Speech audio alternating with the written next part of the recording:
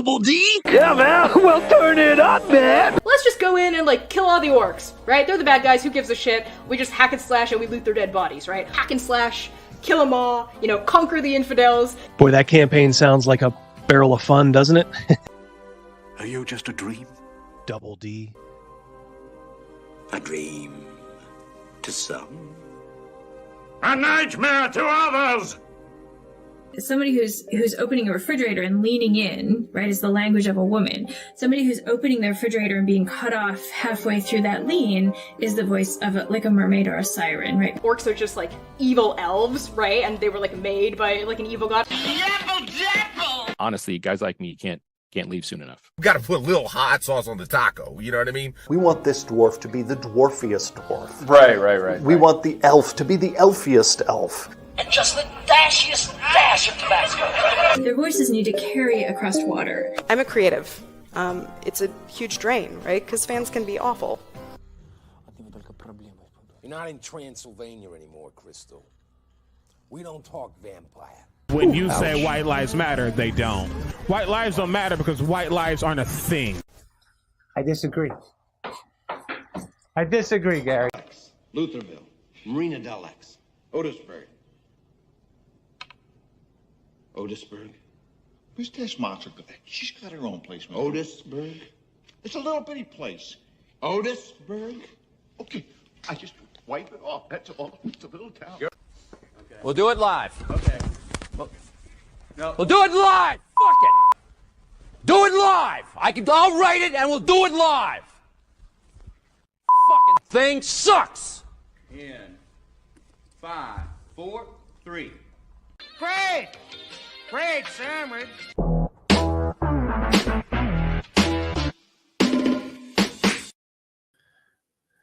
Here we go.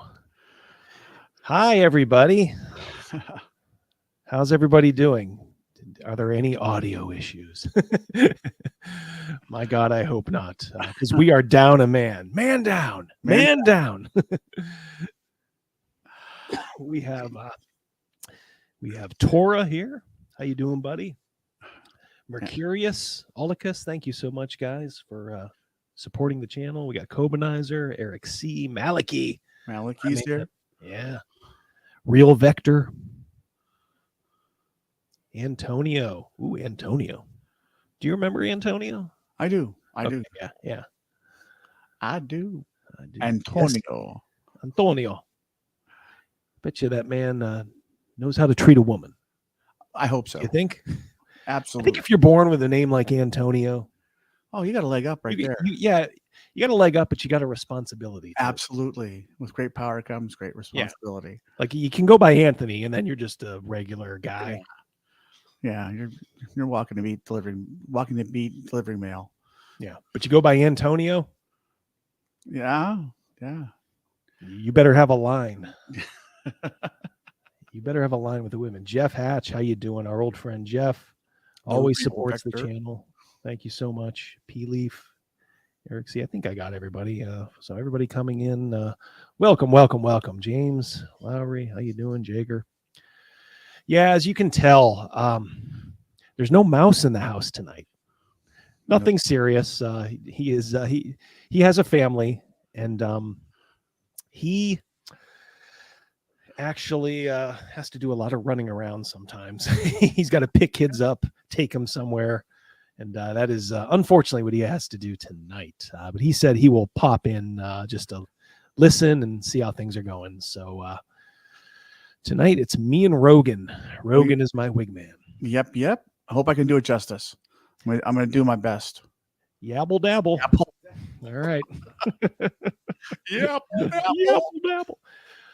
All right, we got almost 30 in here. So great to see you guys. Hope you guys caught the live stream I did on the Basic Expert. Real good chat. I like John a lot, and Victor as well.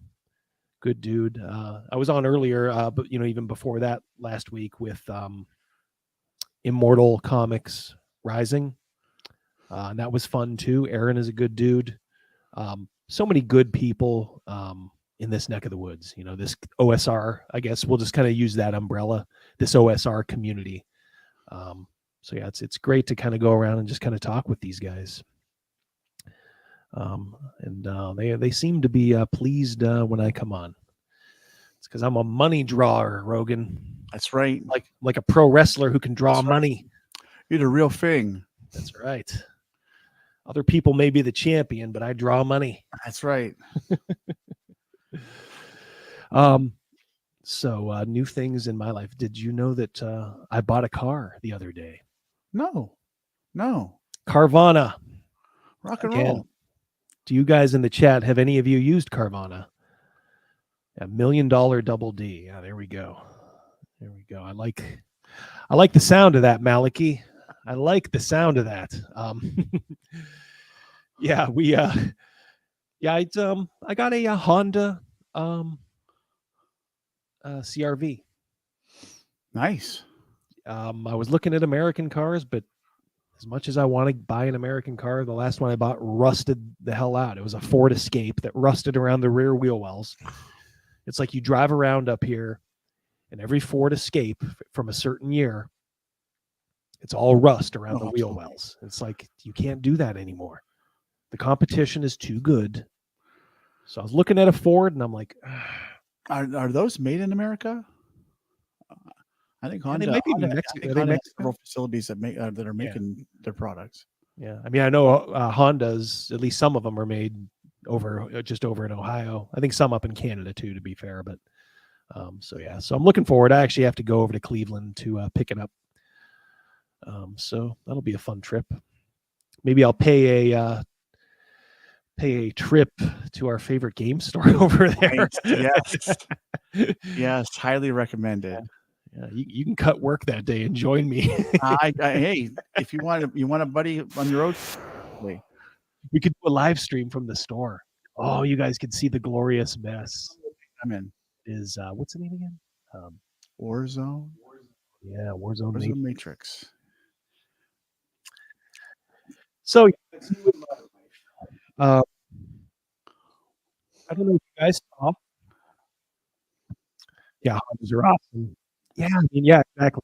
The engines are bulletproof, and actually, we're changing it in for a Toyota RAV4, which it was a 2008, and I bought it in 2014, so it was already like 7 years old when I bought it, and it's run well from 2014 to right now. Now all the warning lights are going on and all that. And it's not even the engine really, but it's just all this peripheral stuff. So we're like, let's bite the bullet. Toyotas are good too. I have no problem with them. That car served us well. I am I don't know if you guys know, but I'm a somewhat of a financial expert. At least I have 3 letters after my name that say that.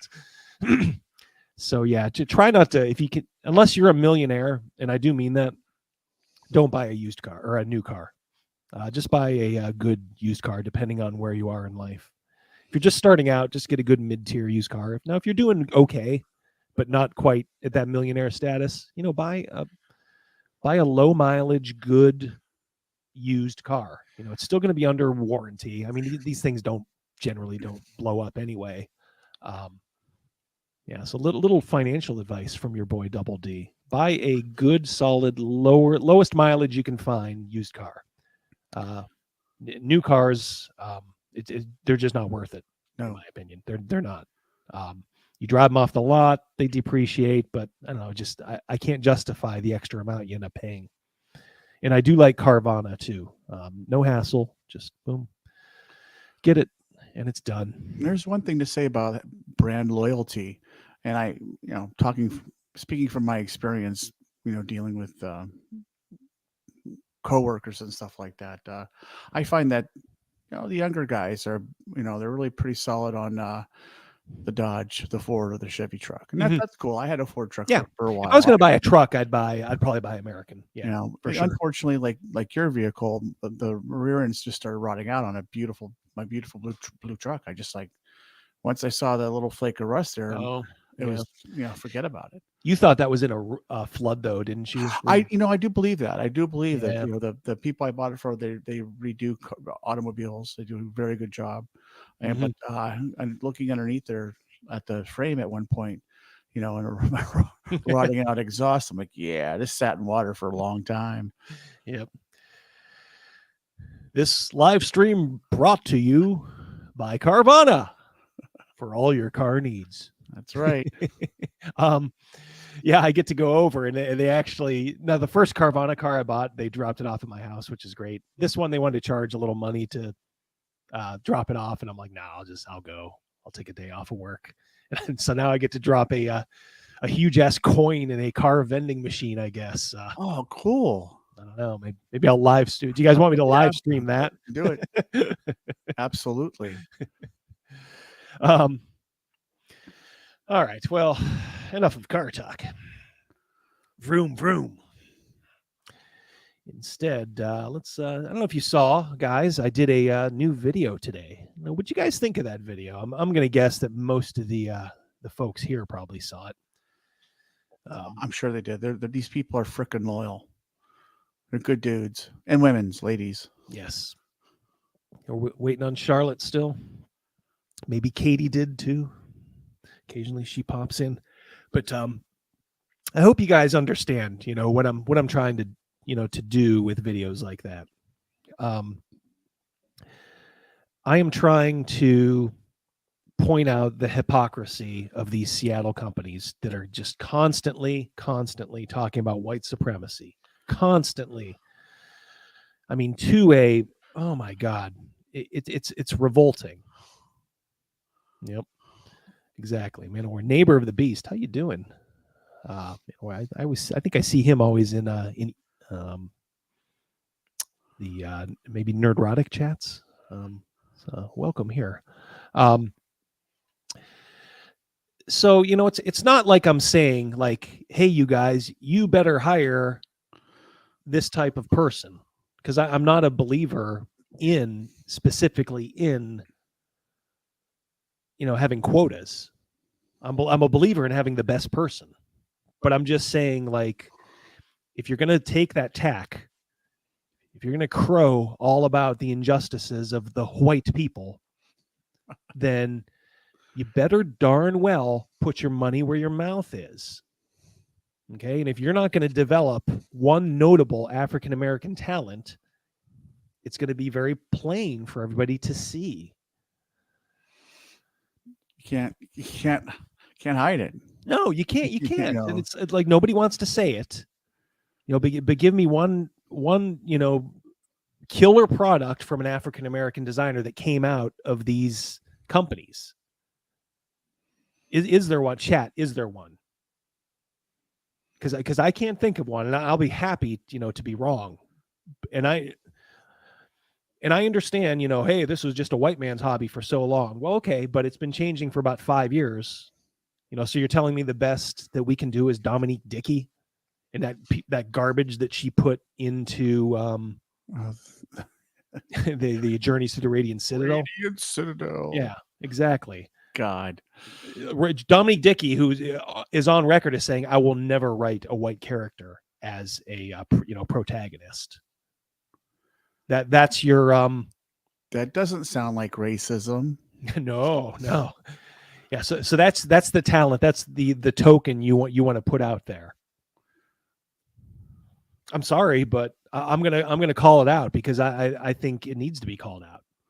And I've said before, RPG Elite, I can easily say like, well, there's probably a reason for that. And it's like, the Black community is kind of late to the game as far as RPGs. He kind of pointed out why. There's cultural reasons and there's religious reasons. It wasn't a big thing in the Black community, and it is, certainly becoming a bigger thing, that's, relatively speaking. But yeah, if you're gonna, as a company, say that you support BLM and all that bullshit, then you better show me all of the Black employees that you're helping out in your city that has half the Black population of the rest of the country, half the Latino population. Yeah, I mean, bust out a press photo of your company. Here it is. squeal, squeal, squeal. But like, that, honestly, that was the best part of the video. I had a lot of fun making that part of the video. How you doing, OGGM? It's our old friend, OGGM. Remember, if you are not already subscribed, give him a subscribe. Yeah, but going through all those pictures of the companies I was just chuckling to myself. The best one is the one that you probably couldn't see, was the group picture of Wizards of the Coast. Oh gosh. Yeah, I did scour. It's there may be a few brownish faces in that crowd. I don't know if I saw a black face. Go back and pause that picture. See if you guys can find any hypocrites. Well, for a sea of people that big, the ratio. I mean, they're talking ratios. They're almost talking quotas. They're talking about white guys can't get out of here fast enough. Show it, or what. How are you promoting? How are you making it inclusive to bring these talents in? Are you cultivating these talents? I don't think so. That group photo, right? Okay. I won't even say 12.6% of you need to be shown the door. How about we just go by the Seattle population, African American, 6.8%. How about we show 7% of you guys the door? Not me. I'm not giving my job up to some black guy. I guarantee you that's what they'd all be thinking if somebody came in and said, "Hey, we got to let you go for diversity purposes." Hypocrites. Goddamn hypocrites is what you all are. Motherfucking hypocrites. It pisses me off too. It's amazing. Yeah, I this is something I will never stop pointing out, is the hypocrisy of these people. Good Lord, you go to the cradle, like, I know like Wisconsin is really white, like Lake Geneva is, incredibly white, but you go to Minneapolis where Dave Arneson, started out. But that's basically where the hobby was sort of born, was kind of Minneapolis, then it kind of migrated over to Wisconsin. But, look at the black population of Minneapolis. A lot more black folks in Minneapolis than there are in Seattle. You cheese and caviar and wine douchebags. Fuck you. Fuck all of you. Chris Pramus, fuck you. Kyle Brink, fuck you. Even Wolfgang Bauer, go fuck yourself. Did I miss anybody? Yeah. Eric Mona, go fuck yourself. Oh, yeah. These fucking hypocrites. I'm all langered up. Let me see if bring it. Yeah, bring it. No, it's my diatribe. All right, so you know what? I think it might be time for just a little bit, just a little tip of RPG news. What do you think? Yeah.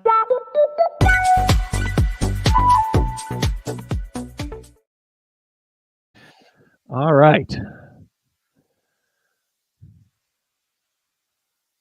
Now, Rogan. Yes, sir. Okay, let's bring this. What do you say to this? Do you think the D&D brand is under-monetized? What? Did you guys know that there's going to be a new D&D cookbook coming with all the flavors of the multiverse? I want to know what a Radiant Citadel tastes like. I'd like some fudge from the Radiant Citadel, please. Oh, I won't have that fudge. Oh, no. No siree. A new officially licensed D&D cookbook. Is it too much to ask? I mean, I know this is, what is this? God, where are we? Is this EN World or some stupid play? Yeah, it is EN World. Is it? Yeah. A new officially licensed Dungeons and Dragon cookbook book.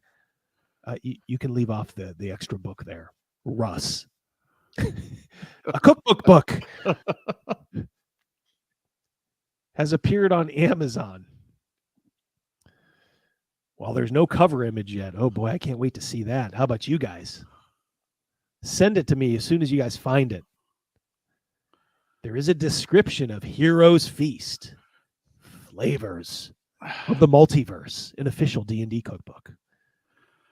November 7th, Rogan, just in time for Christmas. Ooh, you know what? Before this book comes out, I'm gonna stock my shelves with garbanzo beans, kelp, and tofu. No disrespect to anyone that likes that stuff, but I can imagine what's in this cookbook. Well, let's see. Maybe they'll give us a little amuse bouche of the content. Explore the cuisines of Dungeons and Dragons Multiverse with more than 75. Oh boy, you're getting your money's worth here. 75 delectable new recipes from the New York Times best-selling authors of Heroes Feast.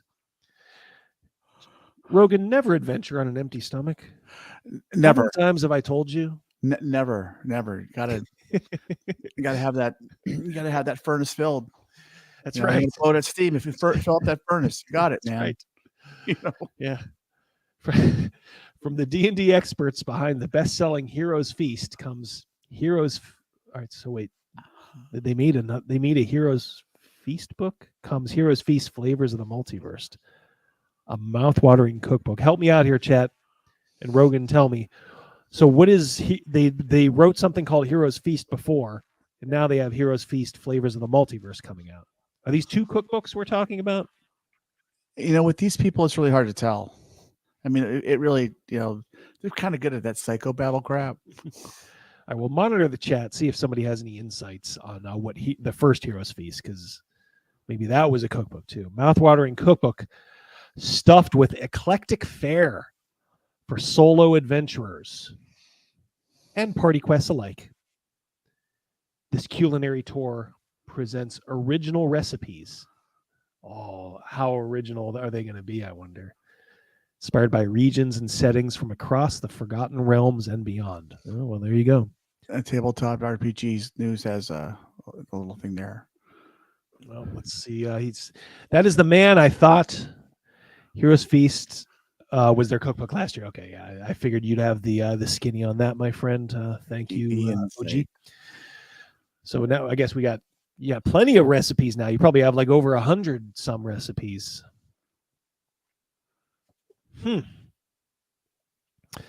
76 dishes developed by a professional chef from one of the country's top test kitchens. Okay. It reminded me. So there you go. Oh, I love the I love the dime store send off. Adventure has never tasted so good. I feel like I should deliver that in a Casey Kasem voice. Adventure has never tasted so good. God bless him.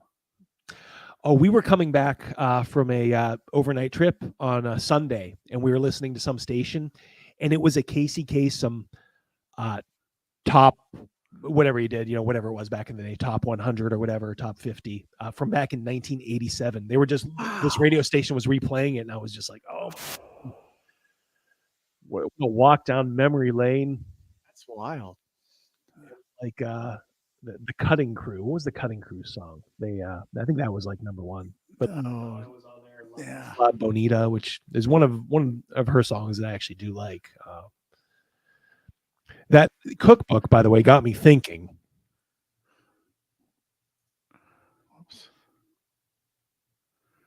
Let me show you. Yes, he will always be shaggy to me as well. Oh yeah.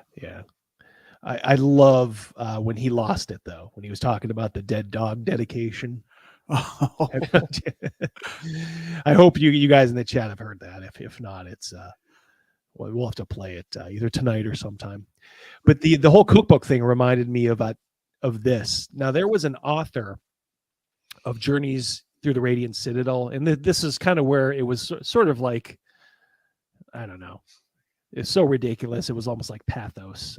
They got a vegan cookbook author to do one of the adventures. And the weird thing was, it wasn't even the worst adventure in the book.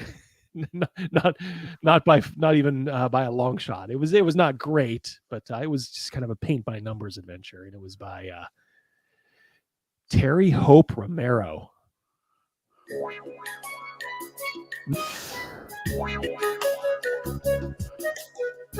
Yeah, I gotta say. Huh. What do you think? Well, I mean, so far the advertisement's not bad. Yeah. Let's kick the tires and see what's under the hood.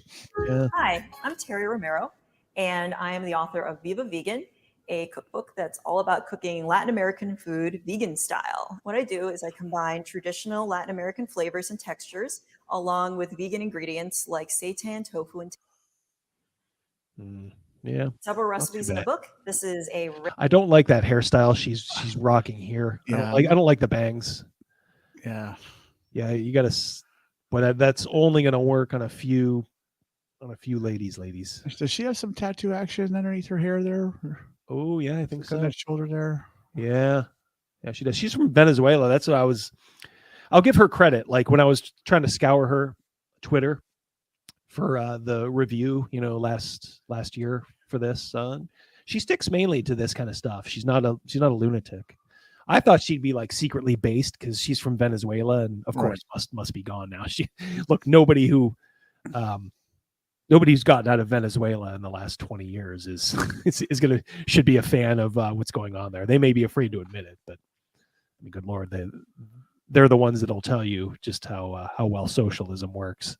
So that's why they're trying to flee as fast as they can. Pretty young gal though, I will say. I don't like the bangs, Terry. Yeah, I'm not a fan of the bangs. Yeah.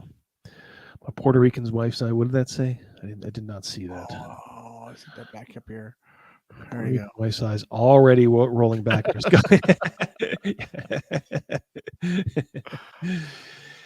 Yep. It's our old pal, Max Boivin. How are you doing, Max? There's one other thing I wanted to look at, and I don't know. You guys tell me. I guess for the news portion.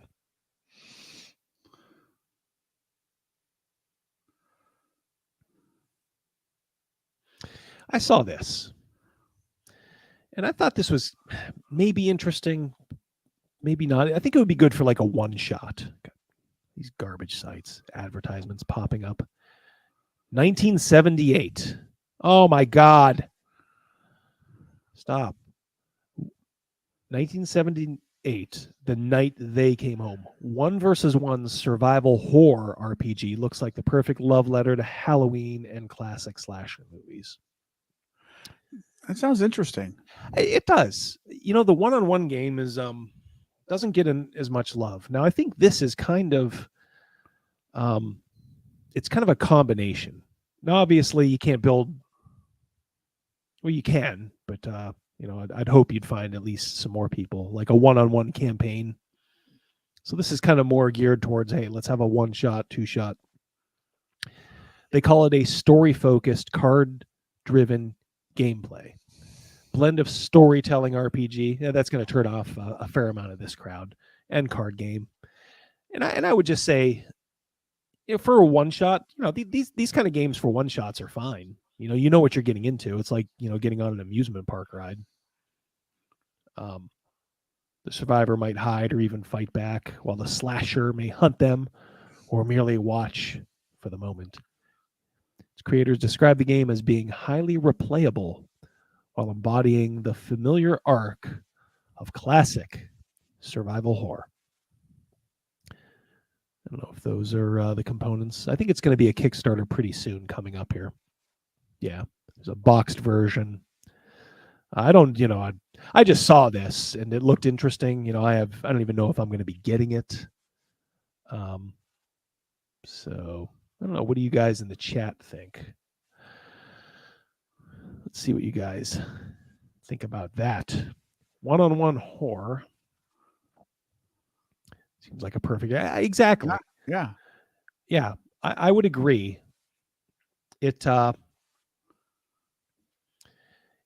kind of like the James Bond RPG, which I've always said is a perfect 1 versus 1. I mean, how many James Bond movies have a second protagonist? Maybe The Spy Who Loved Me was the only one where there was maybe a co-hero, who was there pretty much the whole time. Other than that, Felix Leiter pops in every once in a while. So that is a perfect one. And I do think this is a good one too. So if you have a buddy, you guys can do a little one-on-one action. Lair and Jaco, how you doing? That is a name. Is that Dutch? Get in. Exactly. I've never done the James Bond. I've heard you and Gavin talk about it, but never played it. Yep, horror is my thing, but if well done, it could work. A James Bond themed 101 would be awesome, though. Yeah. James Bond. I think I was talking about it with the Basic Expert when I was on Monday.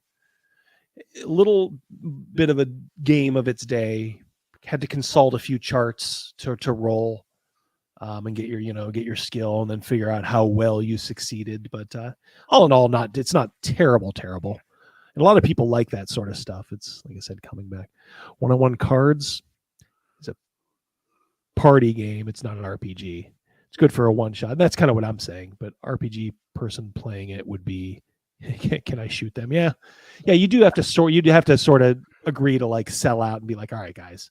And I do this on every year. I do a one-shot at Halloween, where it's kind of understood that, I'm not constraining you, but the game's going to work best if you guys kind of get into the flavor and the trope, and not try to call in an airstrike on my bad guy, in the Hammer horror game that I'm putting in front of you.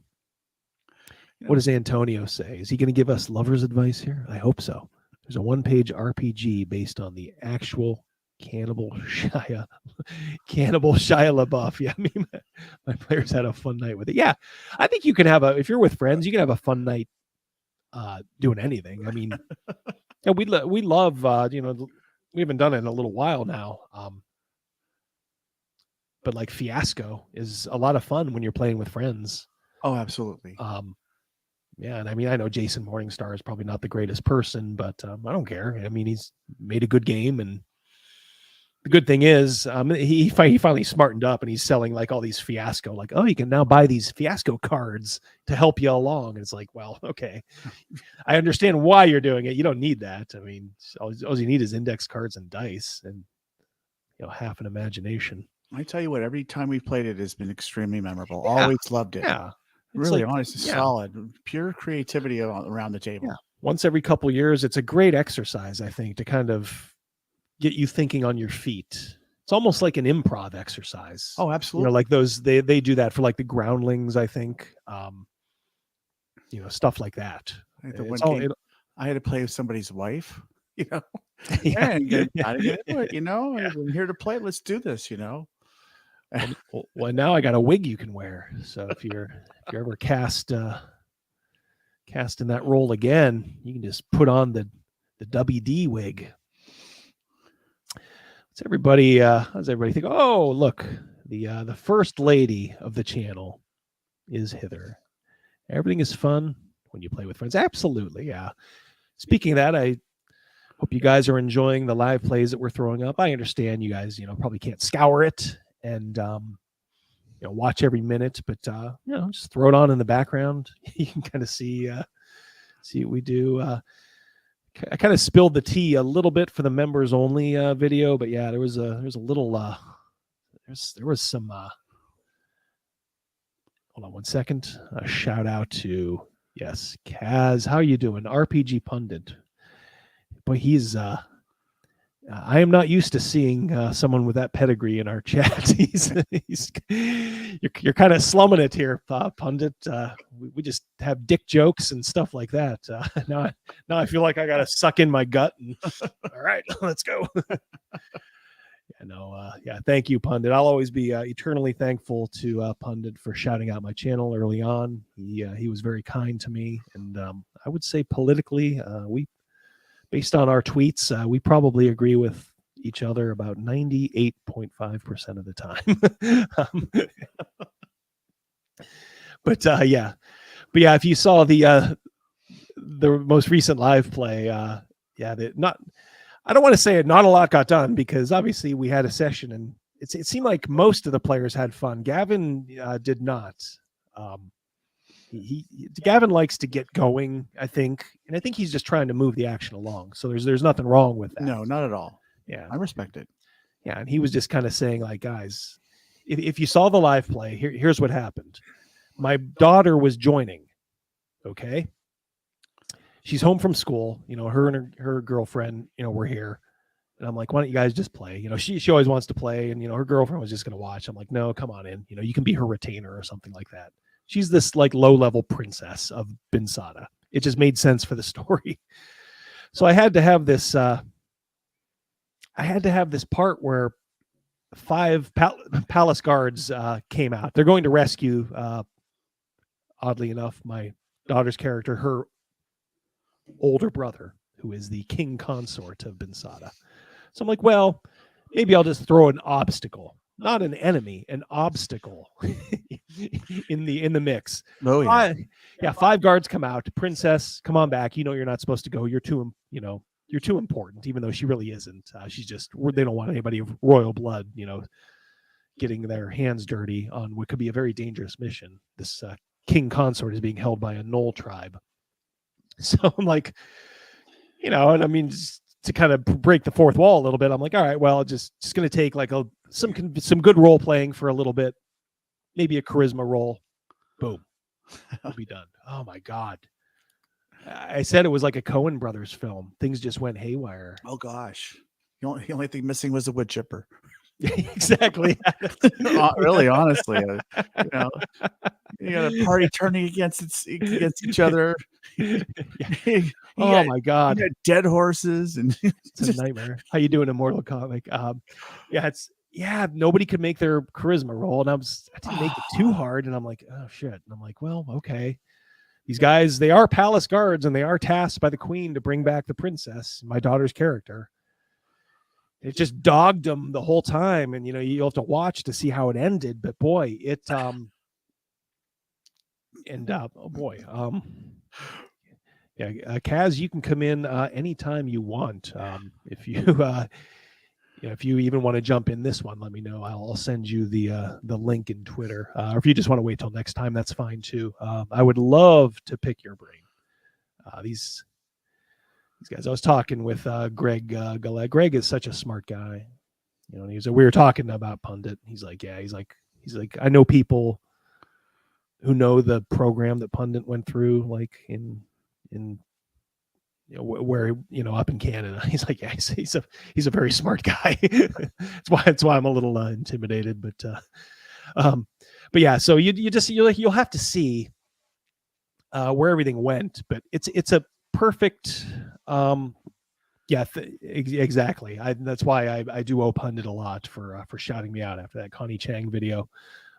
Always thankful. But yeah, things just did not go well. It led to bloodshed, of course. But it's a perfect example too of what can happen just when you kind of let the dice decide. I could have said, well, I don't want to hamstring these guys too much, so I'll just say, all right, the next explanation you guys give, they'll be like, oh, okay. But that honestly isn't your style, though. I mean, it's not fair to the world, is it? No.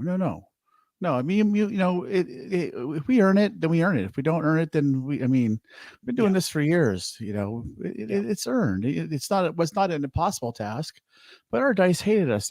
My dice hated me that night. Yeah. Pooped all over me. Yeah. So it all kind of led then, the post game, it's usually, occasionally though, we'll be like, hey, great session, on the text the next day. And I woke up and I'm like, oh shit. Yeah, Gavin was going off on how we couldn't get anything done. It was kind of implying, maybe that, well, let's be fair, because it's not a secret, but like Rogan's character has a code. Rogan likes you like to play characters, like these honor bound characters. I kind of do. And I would say there's nothing wrong with that per se. But I do think Gavin had a point when he's saying, like, guys, in order to get stuff done, you have to kind of work with the party rather than have the party always maybe work around you. So that part I kind of got.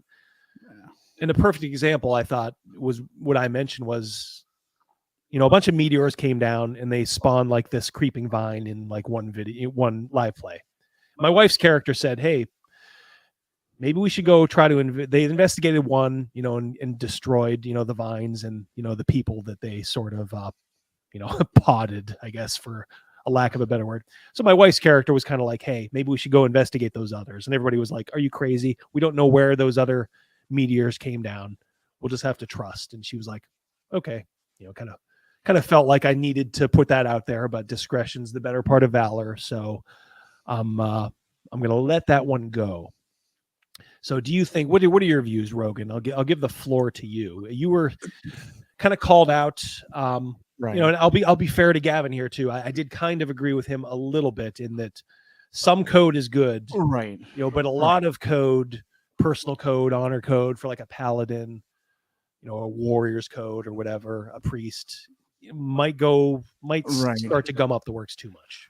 You're absolutely right. You're absolutely right. I certainly held on. In story, there's a lot of things going on that certainly put my character in a slightly different perspective, perhaps. And it's not a matter of doing something wrong. That's how you played it. It's like it happened, so you put it in there, and boom, it happened. Right.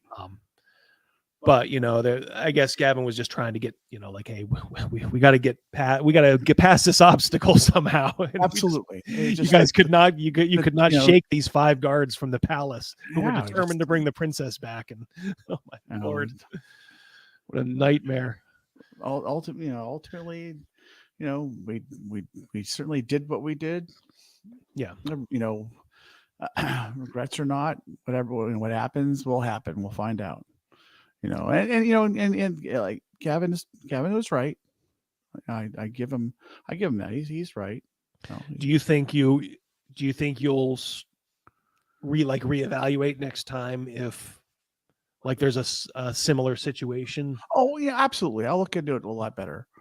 And I'm not saying you should. Right. Look, for as much trouble as it is, I got news for you. When you wake up and there's a text chain talking about your game, and people are that into it, if they didn't care, they wouldn't say anything, or they'd start calling off. So right. I'm always like, in the back of my mind, I'm like, well, they care enough to talk, so it's like, oh, absolutely. So from a DM's point of view, that's kind of that's my point of view, and I don't like to get in the middle, but I of course nobody's trying to pick on you, but I was just saying, like, yeah, I could kind of see Gavin's point, but I will say this: Gavin is very passionate, and occasionally he does go over the line, as we've detailed. So I think he was just he says stuff in anger occasionally, right. And I think if he had it to do over again, he might be like, all right, I'm going to calm down a little bit. Well, I think I did think about this an awful lot, as as that chain was progressing and afterwards, and I guess I was caught between two things, or I was caught with two things. The fact of who these NPCs, who they were, the guards, regardless of what they were trying to do. And you are of their people. Yes. Yeah. Absolutely. I speak you have their a language, kinship, and they're and also, who they serve. They serve a very important person.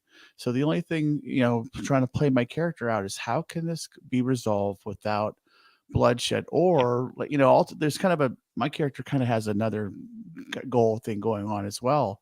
I certainly didn't want there to be to be enemies, do something so drastic that what we're doing is it will be a moot situation. And so I'm like, I'm thinking the best I can, and it was almost like it's at a certain point it became like a Kobayashi Maru. How you doing, buddy? My dad's there was a no-win situation for anybody. So all right, situation arose, a rural charisma, it didn't work, and hey, listen, we're around the table. You guys are playing games. You guys understand this right here. Your buddy next to you, is kind of, like, yeah, nah, nah, and you're like, you're doing your best to do your thing to try to make it successful and that. And the last thing you want to hear is like, dude, just like, come on, man. We gotta kill them. We gotta kill them. And like, no, well, no, like, And I'm not saying ever like put down your values for stuff like that.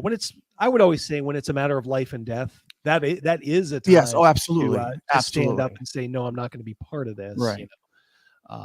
But whatever. It'll be interesting. I hope you guys tune in for the next, for the next session. You'll see where it started if you watch the the end of this one. Yeah. I don't know.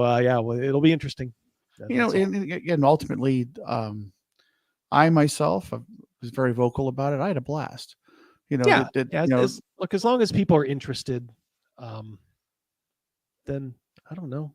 Like I said, it's for me. It's like, okay, I'm good. All right, there's one last. So we will let that go. We'll see. Like I said, I don't think anybody was wrong per se, but like I said, I could kind of see the two things. Right. Gavin kind of maybe being a little too upset over it. At one point, I'm just realizing like, hey, this is all fun.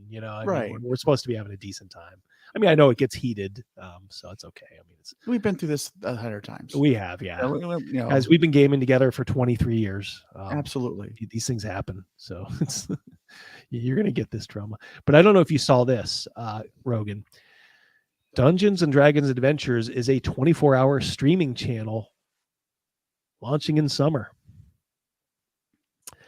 Yes, the summer. 24/7.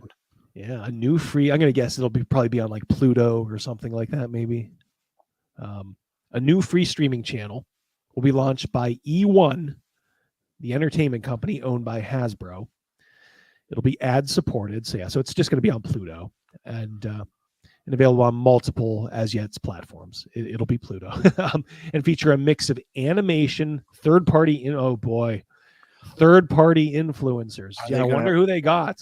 Are they gonna? I mean, are they gonna allow that? Yeah, Scott Garibay's like sucking in his gut now and probably hitting the gym. All right, here's my big chance. I get to be on TV. And actual play shows. Oh, brother. Here we go. Malachi. Hold on 1 second. I'm on the ad. Let me see. What did Malachi say? I will admit I want to watch one show. Faster purple worm kill. Yes. Yes. Good one.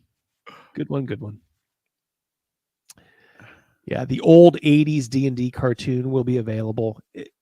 And as far as watching the old D&D cartoon, it always seems like a great idea. Like, oh my God, I can't wait to get back and watch an episode of that. You're about 10 minutes in and you're kind of like, this is terrible. And you know what?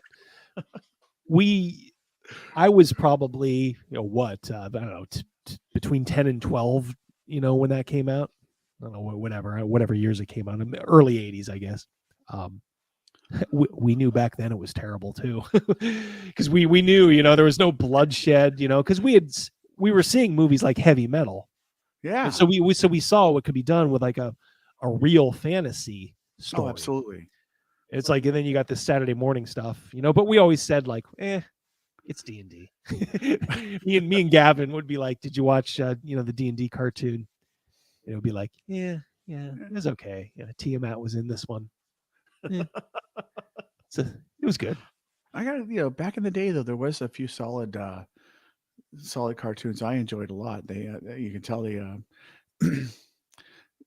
you put a lot into it in regards to like radioscoping and stuff like that. Yeah. That there was the Bakshi Lord of the Rings. Yeah, it would be even like the Saturday morning stuff. There was the Tarzan one. Oh yeah. Which was watching the animation on that when I was younger, just realizing, well, I'm like there's a lot of fluid body movement in that. Mm-hmm. What was the other one? Was it Flash Gordon? Might have been. I'm But not I sure. think they're all Help like us out, Chet. there's like several by the same company that company, put yeah. them out. They were all very similar in that kind of art. Yeah, you see some like those the animated like Superman from like the 40s. Oh yeah. Those are pretty good actually. They are. And it's like, and then you get to like the Justice League, in like 1977, and it's like, boy, this is the best you can do. It's it's the Hanna-Barbera thing. Yapple dabble. Yapple dabble. Yeah, it's like, God bless them. We love them, because they were such a part of our childhood. But man, they just cheapened animation. They did. They use this same background, just stuff like that. Get it out there. Thundar. Yes. Yeah, Thundar was cool. That was a little bit more like I would have preferred that much more than the D&D cards. Even back then, I was like, all right, Thundar is a little bit closer to the real deal. Right. Obviously, no bloodshed, but it was more kind of D&D in my opinion than the D&D cartoon. Yeah. It always bothered me. This is, I guess, how anal retentive I was. It always bothered me in the D&D cartoon that they didn't all have weapons of some kind. Right. It was kind of a, and the littlest guy is the barbarian. Come on. The littlest guy. And then in the D&D movie that came out, have you seen that yet? I have not seen it yet. Okay. I have been tempted. I probably will see. Yeah, like I said, watch it just for a larf. I mean, it's not awful. The thing is, it's not bad enough to be good bad, and it's not good enough to be like must see. So it's kind of like see it when you want, and a couple parts will make you chuckle maybe, but you're not missing much if you miss it. But if you knew at the end, there's a cameo from the real life group in the cartoon. Yes. Yeah. I think I saw a blurb on that in like one of those entertainment thingies or whatever, kind of in the they're a little bit more than just in the background. They're kind of all running around a maze at the end. The protagonists of the movie, and the D&D adventure party from the cartoon is also in the same maze. So they're kind of running near each other, not necessarily into each other. But they got this really odd person. I'll see if I can bring him up. He looked really, really odd to play Bobby the Barbarian. It's like, hold on one second here. You guys talk amongst yourself. Under that chat there, Ruben. How's everybody doing? Where is this? I got to show you the picture of this guy. He looks really weird. Why can't I see it? Oh boy. Is this it? I'm putting in Bobby the Barbarian D&D movie, and it's almost like they got a real life dwarf to do it, but then they just kind of stretched him up. And I don't know if they did some CGI magic on him, but now, and I can't find a fucking thing. That was like a messed up carnival act. Yeah. Giant dwarves. Bobby, yeah, I don't know if you guys in the chat have seen it and agree with me, but why can't I? Like no, there's not a good picture of him. Damn it! All right, I'll just have to. I guess I'll just have to do it later. But it's just it was really, really weird. It was it was almost like looking in the uncanny valley a little bit with it. I don't know. Anyway, this streaming thing. All right, so they're going to have, in addition to the flagship show, is the D&D cartoon. So they're going to be running that 24/7. Oh, we got the mouse peeking in on us. Uh-oh. Mouse in the house. Soccer game over. Going to gymnastics yet. All right. Crazy Mouse is great at the Connor Flare. Did you know that he's going to gymnastics to do the Connor Flare? All right. Oh, the mouse is a fantastic dad. Yeah, he is. He's great on the pommel horse too. Yep.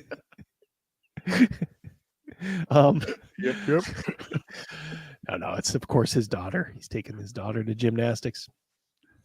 They're also going to have faster, as Maliki said, faster purple worm kill, a comedy game stream in each episode of which a party of first level characters march to their deaths against deadly monsters. That'll be fun for like 2 episodes. Oh boy, and here's the tie-in.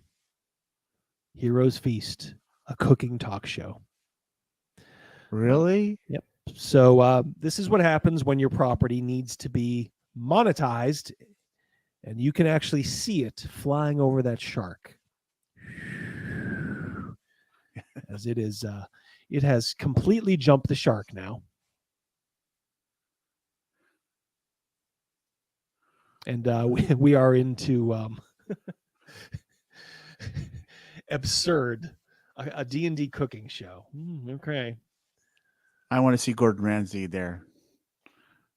Yep. All right. Oh yeah, it's 24/7 D&D stream. Yep.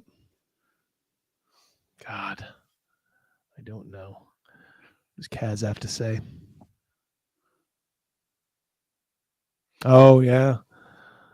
Yeah, that's a good point, actually. D&D channel was depending on the OGL 1.1 that they failed to impose. Yeah. Well, they're in trouble. They keep pissing off people from both sides. It's glorious to watch as people on the left are just pissed when they'll sick Pinkerton goons on people and try to take money out of other woke people's mouths. Then they'll always piss us off just for being them.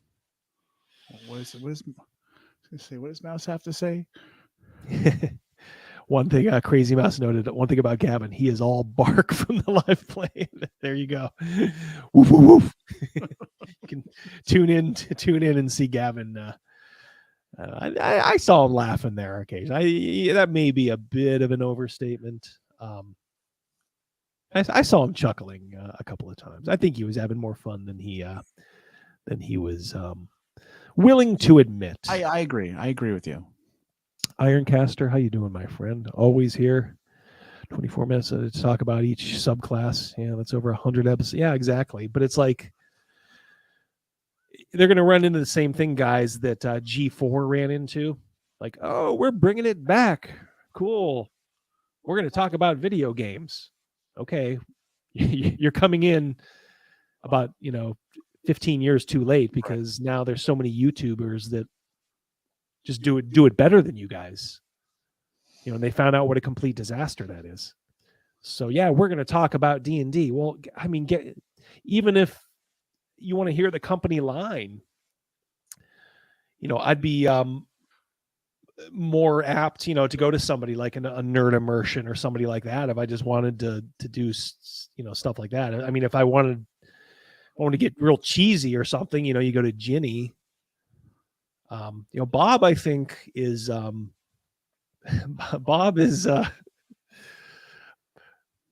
Bob is like a gay man in the 1960s. He wants to come out for the OSR, but he just can't. So he's like one of those gay guys that's going around the 1960s, like, yeah, let's go beat up that queer guy. He's like, he can't come out and just say, because he's got too much now riding on it. But I guarantee you, from the glowing way he talks about DCC, he is he's OSR. But he'll always have to feed the beast, at least right now. That is Wizards of the Coast. All right. So speaking of that, if I'm talking too much, Rogan, just no, you're doing fine. I'm sorry. I know. No. I'm reading through here what the peeps have to say here. I'm probably subconsciously making up for the fact that Mouse is not in the house. So I probably think I gotta, talk twice as much, but I really don't. I can let it breathe. Sometimes Mouse will go, and it's very fair. He'll go like, "Hey, you're going by stuff. and the chat is like sometimes fixated on it. Like, do you remember what he was talking about? Like there was like it was the 80s music there. Yeah, 80s. That was one of them. Yeah, 80s music, or movies or something like that. Like, yeah, because I have such that, and it stems from my DMing. Get the action moving, like Right. George Lucas, faster, more intense, faster. It's how, it's how I guess run my life, and of course, it's kind of how I run these live streams. Like, move on, just because I'm always worried in the back of my mind about wasting viewers' time. Because I know you guys come in here to be entertained, and I want to entertain you. It's a bargain. You guys help me earn money, by making the channel grow, and hopefully I give you some entertainment in the process. But sometimes I do have to, music videos from the 80s. Yeah, exactly.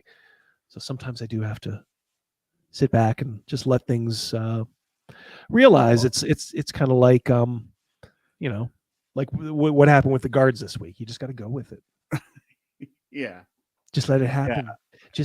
Just let it happen, bro. Well, the mouse is, I value his perspective on everything.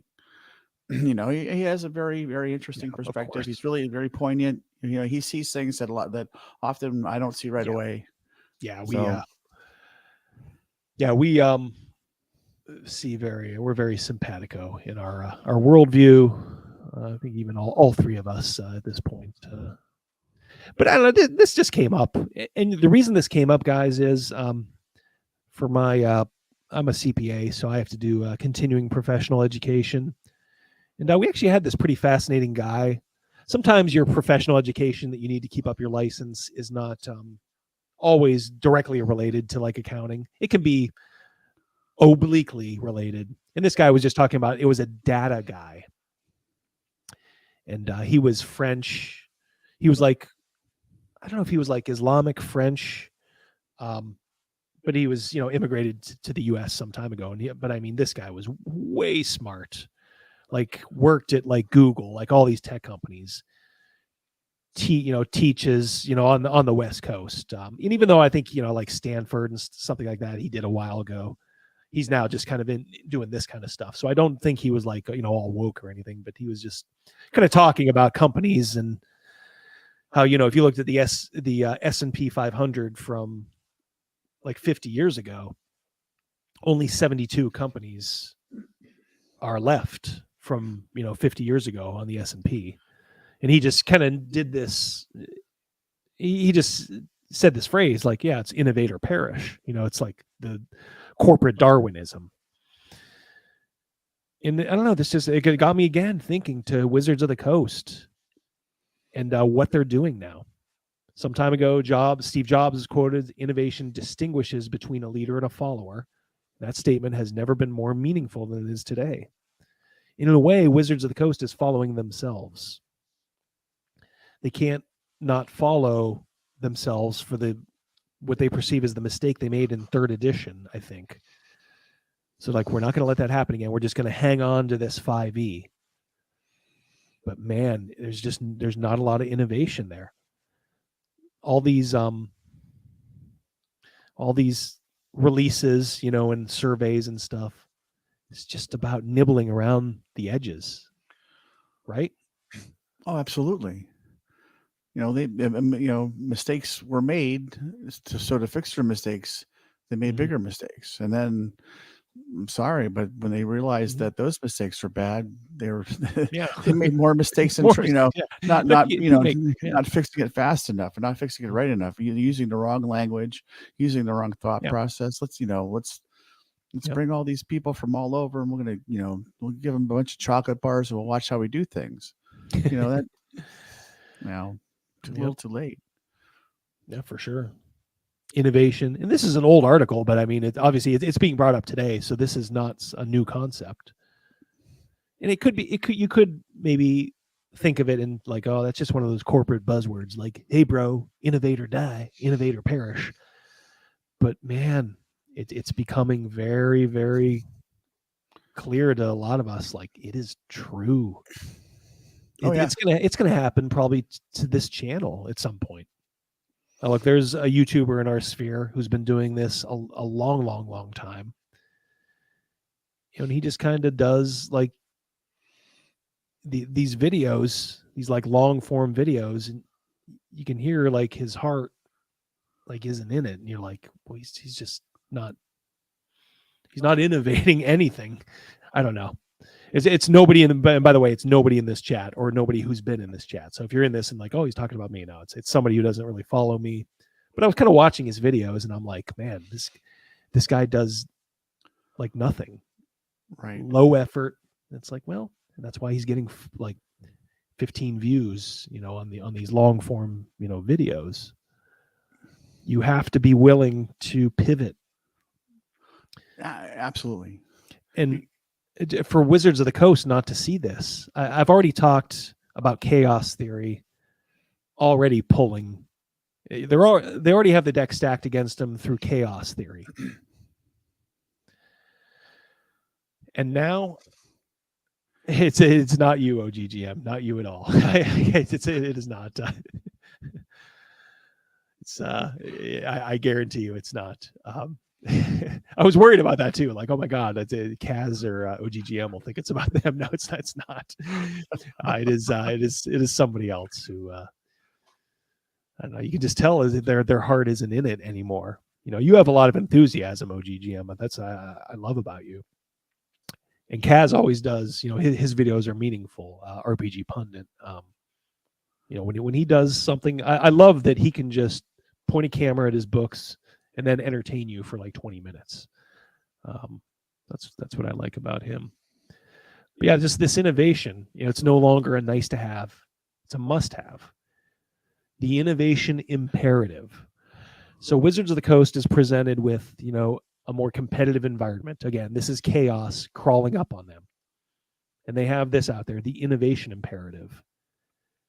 And they don't have anybody like thinking far enough ahead to say, we need to do this. They're saying like they're running almost from a business point of view. We're running scared. We can't let what happened in 3rd edition happen here. So we got to just hang on to this 5e. We'll lose people if we do innovate. Right. Well, I got news for you. You're going to lose people if you don't. Oh, for sure. Just decision after decision. Just poor, not not thought out. I'm like, how do you, going through the whole timeline and look at this and this and this and the next one? How come no one thought these things out? I mean, there are things that were like decisions were made, and we obviously know how it was going to land. Yep. And at this CPE today, the example he had, he's like, take a look at this from 2007, and it was like Forbes magazine, and it was like a guy on one of those, the old cell phones saying, can anybody stop Nokia? 1 billion customers and going. Probably like half a year before the iPhone. Right. I mean, is Nokia, I know Nokia is still out there, but a shadow of what they were though. Yeah. 15 years ago or 15 years later, how much has changed? And I don't know, this environment, just where it's so volatile with, this chat GPT, the whole, the competition in the virtual tabletop. I don't know. They're trying their best, I think. But I think this kind of Darwinism is going to catch up to them. I really do. I think what's going to happen is it'll, of course, as we said before, D&D is not going to go away because it's too strong of a brand. And it'll always be there. But I think it could get so financially beaten down that it's going to get sold someday. We'll see. Put that back up there if you don't mind. I'm sorry. Yeah, until I read that. Zoyin podcast $4.99. Thank you so much, brother. What I enjoy about Kaz is his style. Has DNC's similar style, but he still has his soul. Yep. And by DNC, it's diversity and comics. The person I sort of ripped off the name from for this channel, Zach, our boy Zach. Unlike Zach, who feels defeated. Yeah, cautionary tale. Yeah, Zach. Zach is has been a lost soul. We're all praying for him to come back to us. Come back to us, Zach. He was so important in the early days of Comicsgate, and is still important. But also, don't do a porno. Did you know that Zach did a porno? Yes. Oh yeah. I kind of was out a little bit from the Comicsgate news. As I don't get to follow it as much as I would love to right now. But I come back one time and like, yeah, I guess Zach was in a gangbang video. I'm like, what? Your boy Zach was in a gangbang? Right. Oh God. Lord help me. Lord help me. Yeah, so it's all right, so you guys know I try to put a little effort into my videos, right?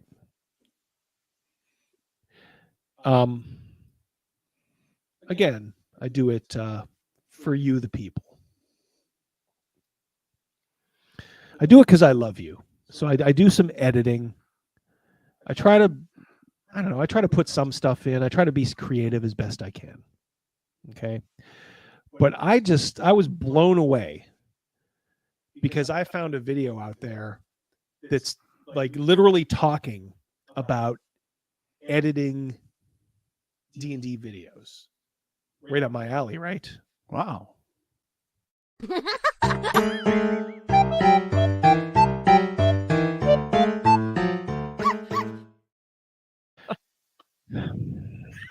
Okay. So this is going to be a short one. Oh my God. All right. So here we go. My stance on video editing in context to Dungeons and Dragons commentary. Let the insanity begin. Hi, this is Scott Garibay, and today we're going to talk about Dungeons and Dragons, and we're going to talk about video editing. I always First of all, does he do any video editing, do you think? You've seen a couple of these now, Rogan. Do you think he edits these videos? Not very much. Not at all. No. I haven't seen one jump. It's easy to see, edits on videos. I mean, we're not professionals, but if we're just cutting out blank spaces or, long pauses, you'll see a jump, Oh, absolutely. It's noticeable. Yeah, hopefully it's so noticeable that it takes you out, but I haven't seen one of those in these. No, not one. We say, "Oh, I don't edit my videos," and I believe that we all tell lies to ourselves, right? You gotta be aware. We gotta be careful of them, right? Just had a conversation with Seth Skorkowski on. He's like, he didn't go see D&D on the big screen, and he's like, "Oh, just I have no agenda about the movies," and I'm like, "Dude, you are so anti D&D. Like your agenda is." He's bucking for that streaming job. He wants to be host number 3. Right, it's true. He has miniatures that cost more than the movie ticket would have cost to see D&D Honor Among Thieves on the big screen. Him choosing as a TTRPG insider not to see that film is unforgivable. Let me get my bingo card out. Yeah. He's just screaming, "Hey, I wanted to make sure that D&D Honor Among Thieves failed. Job done." Right? Like it was a failure. We told you it would be. We told you can't fuck with your customers, Wizards of the Coast, but you chose to make a multi-million-dollar mistake, probably in the realm of tens of millions of dollars. Now, wasn't there a quote in the news shortly after its release about the desire to emasculate the male characters? Oh yeah. I did a video on that. Yeah, right. And so let's make the D&D movie here, and let's advertise that and see how many people are going to want to see it. Yep. Jeff Hatch, $5 super chat. That's blank. Oh my Lord! Did you hit send by accident, Jeff? Did you want to say something? Let's see if Jeff has anything else to say on that. Thank you so much, Jeff. He is always. Well, let's put this up. Yes. This will be your This will be your provisional ballot, Jeff. The only cuts he makes are shortcuts when he delivers his nuggets. Yes, exactly. Well said.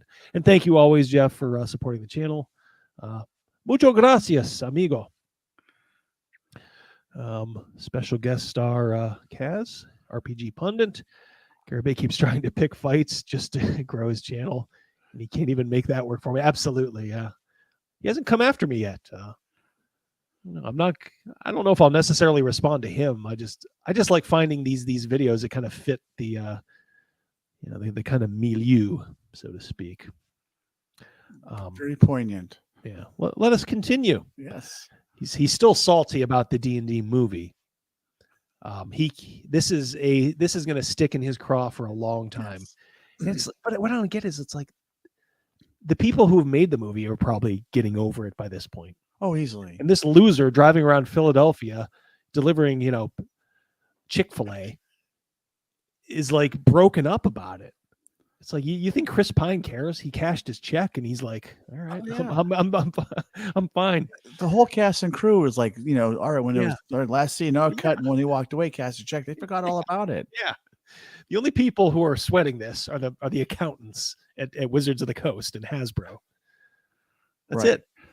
Everybody else is like, all right, see ya. It's like, and some of them have to see the writing on the wall as well. Honestly, if you're at Wizards of the Coast right now and anything that's D&D related, and you're expecting big money to come in, you got the wrong job. Yeah, for sure. And it's and just want to tell you guys that I'm watching the movie 6 weeks late to make sure that you don't go out and see in the next Dungeons and Dragons movies, and we make sure that tabletop role-playing games never grow beyond the incredibly confident, charismatic, and intelligent. Right? They're growing in the right ways. That's why the OSR keeps getting a little bit bigger all the time as more people kind of they sheepishly knock on the door and say like, "Hey, are you guys open?" And we're like, "Yeah, come on in." I was one of those people, right? Even though I could have said like, "I used to live in this house 40 years ago. I'm coming back in to see it. Can I come in? Can I come back into the OSR and see it? Oh, what a great house you got here! Darn right." So yeah, we keep getting stronger all the time, and you keep getting a bunch of lunatics. That is a great customer base you got there.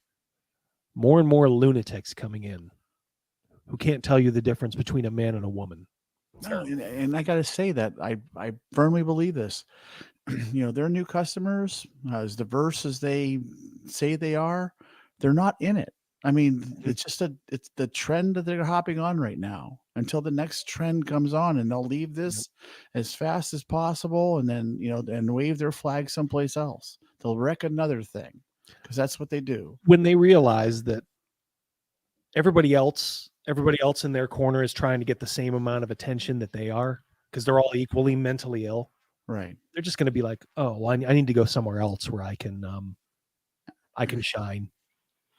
You remember on the old message boards, like I just thought the funniest one was always the girl at the beach doing a headstand with her legs split. Like, look at me, I'm an attention whore. It's like it's your whole customer base is that woman. I do edit my videos. Now, here's the thing: I never snip this in, snip this out. So, okay, he always contradicts himself. I do edit my videos. No, I don't actually do any editing in them. It's exactly what he just said. I don't snip things in and out. That's what editing is, Scott. A man of war, I toss a little something at us. Right, like I present a video to you as I cut it, and I. So he just said I edit it. Like, nope, you're getting it raw.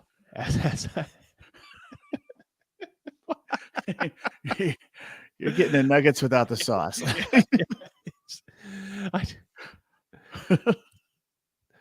I gave you that sauce. Now I'm going to eat your sauce here that I didn't give you.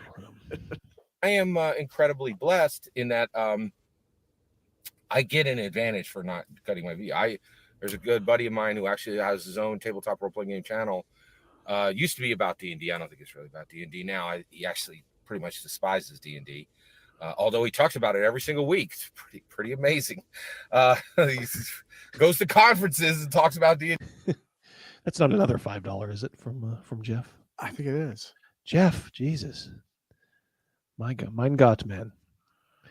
Jeff, we're gonna have you on someday. You may have just bought your way into the show, amigo. Man of War touch base a little bit before that. Oh, Man of War giving us 665. Thank you so much.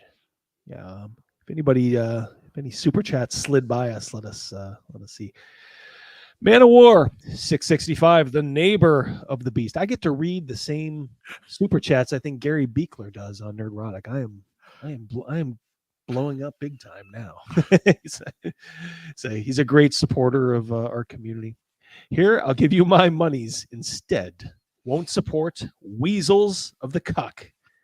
Has Broken's failed $150 million lifestyle brand commercial or tripe of its ilk. Well said, Man of War. Here. You're the beast. Yeah, absolutely. Absolutely. Neighbor of the beast. Yep. Neighbor. Yeah, I always thought that even when I would hear it on all of the the shows in this neck of the woods, I'd always kind of chuckle. The neighbor of the beast. And Jeff Hatch, of course. Thank you so much, buddy. It is much appreciated. My God. I think we are all caught up on the super chats. Boy, let's see. Here we go. All right, this ain't a long one. It's only 7 minutes. That's what I figure. Like without Mouse here, we'll do an in and out. But I just did it because I spent probably about 3 hours editing that video you saw today about the Seattle So White. That opening intro. That's 3 hours of editing, people. Well, there's 7 minutes of pure inspiration for your editing. Yeah, and to have this bum say, I edit my videos. Actually, I don't. But God, I want to just grab him around the scruff of the neck and say, "What's the matter with you?" Slap him a little, not a mean slap. Just slap him a little. D&D, just absolutely despises it. Just has no love in his heart left for it. It's incredible. It's really incredible. And I actually think that's where we're going. We're going licking the glue off his palm of his hand. What the fuck are you doing in grade school? Lick the hot sauce off. Yeah, boy, you couldn't have edited that out, huh? You couldn't have just said stop and then just resaid what you said without picking your nose or whatever you were doing.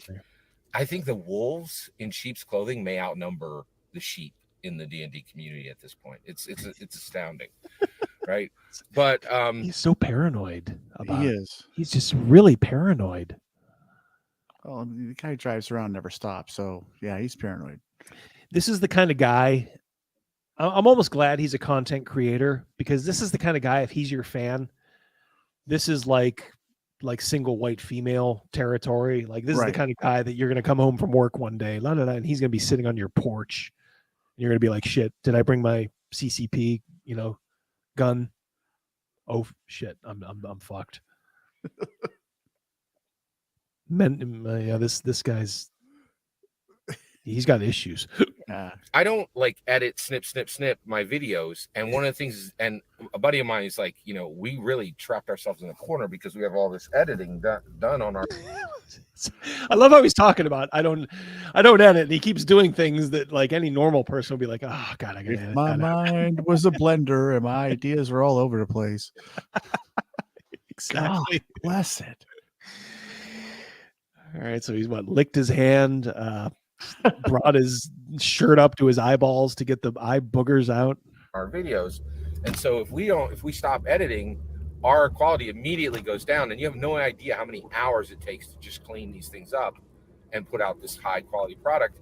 And he said, you're able to, you could drop literally 15 videos a day, and we struggle to we would struggle to match that number in a week. In fact, I think he's I think he's telling tales out of school, or however you say that. Because I don't think anybody who's working hard on their content and is trying to do some editing is gonna look at Scott's channel and go like, but man, what you're doing is like is like woo, you know. I mean, I thought I knew something about YouTubing, but you know, you're 10 videos a day with 20 views each, man. This guy runs a master class in it. Yeah, he's like one of those. There's a whole sect of YouTubers out there their videos are how to be a better YouTuber. I can just see him trying to, like, when he finally realizes nobody at Wizards of the Coast is going to give him a job, he's going to like migrate over there. Like, all right, I'm here to tell you how to be a better YouTuber. I've been around a long time, so that must mean I'm good, right? Tora threw a few things at us here. Tora. You know what that is, Rogan? That's what. Yes, that's what the Germans said before they bombed Pearl Harbor. Was it the Germans said? Yeah, right. I thought it was wasn't that the last Akira Kurosawa movie? Yeah. Something. Tora 58, $2 super chat. Also a channel subscriber. Thank you so much. JSG is put that back up there, Rogan. What do you? We got a rookie on the wheel here, guys. Twitchy fingers. Guys, I will hit that hand with a ruler later, will I not, Rogan? Damn. All right, you got one coming to you. Damn right. Cuts it off right in the middle. JSG is watching the downfall of Wizards of the Coast, and he can't cope. Exactly. Yeah, this is thank you so much, Tora. You're right. This is for him. I think it's what's called the talking cure. You know, which is like, well, maybe if I just hash it out, if I talk it out, it'll help. Sometimes it does, but if you're seriously mentally ill, you probably need some sort of I don't know, what is that, cognitive therapy or something like that. I don't know. They need to put like a tarantula on him or something. I don't know. I don't know. Maybe he's got like a fear of spiders or something, and this is how he's coping with it. I don't know. Something in his childhood that's like really. I think of people like this in regards to, there's a quote in the Jimmy Hoffa movie, and I'm to paraphrase the situation, about telling the truth, even if it's going to be hurtful. Tell the truth, because you don't want the person you're talking with to think that you're lying. You don't want any misconception right there, because if you tell the truth, there's a real legitimate slight right there that could be fixed. That could possibly be fixed. But the guy that's pissed off at you is pissed off at you for not a legitimate reason. You can never fix it. It'll always morph into something else. Well, this is him. This will continue to morph as the reality sinks in. It'll become more unreal. That's my perspective. And then it turns dangerous. Right. As bring it back to the new clip inside the intro, Excalibur, when Merlin said every time a man lies, he murders the world. I think that was from Excalibur, isn't it? I don't know. Maybe I'm conflating things. It sounds like absolutely. I'm good. A couple years. It's been actually, I think, about 2 years since I've actually watched Excalibur beginning to end. But I think that was a Merlin line from that movie.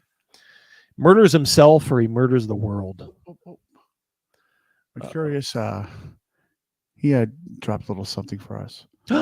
Mercurius, another channel member. Thank you so much, Mercurius. $2 A. I think that means it goes right to the front of the line. I think it's actually Australian. They're another shrimp on a bar, eh? Hey, Mercurius, I have a question to ask you. Actually, I'm not a question to ask you, but I'm going to say this, if you don't mind. My next character that I roll up, I'm gonna use that name if that's okay with you. Mercury. At least use one of the two. Yeah. His middle name or Thank you so much. $2 super chat. JSG version of Cinema Verite. Yes, that's right. Yep.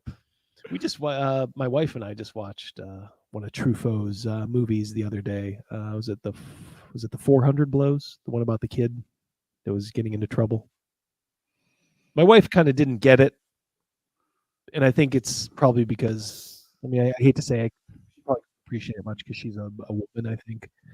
When you're watching this kid in the movie just kind of fuck around and get into trouble, I don't know. It's something guys can relate to. Right. You either were that kid or you knew him. Right. Absolutely. Him, yeah. Right.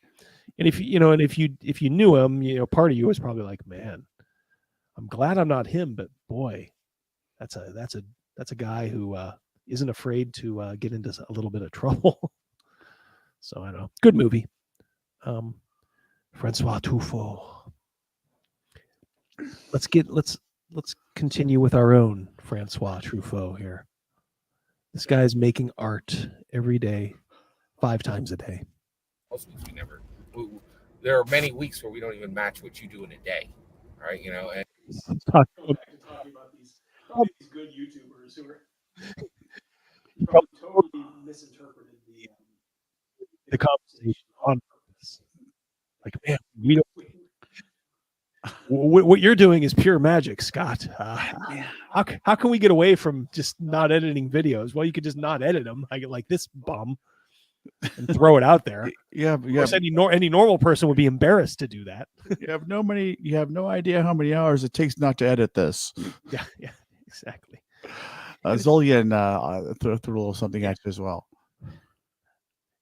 Thank you. You guys are making me blush.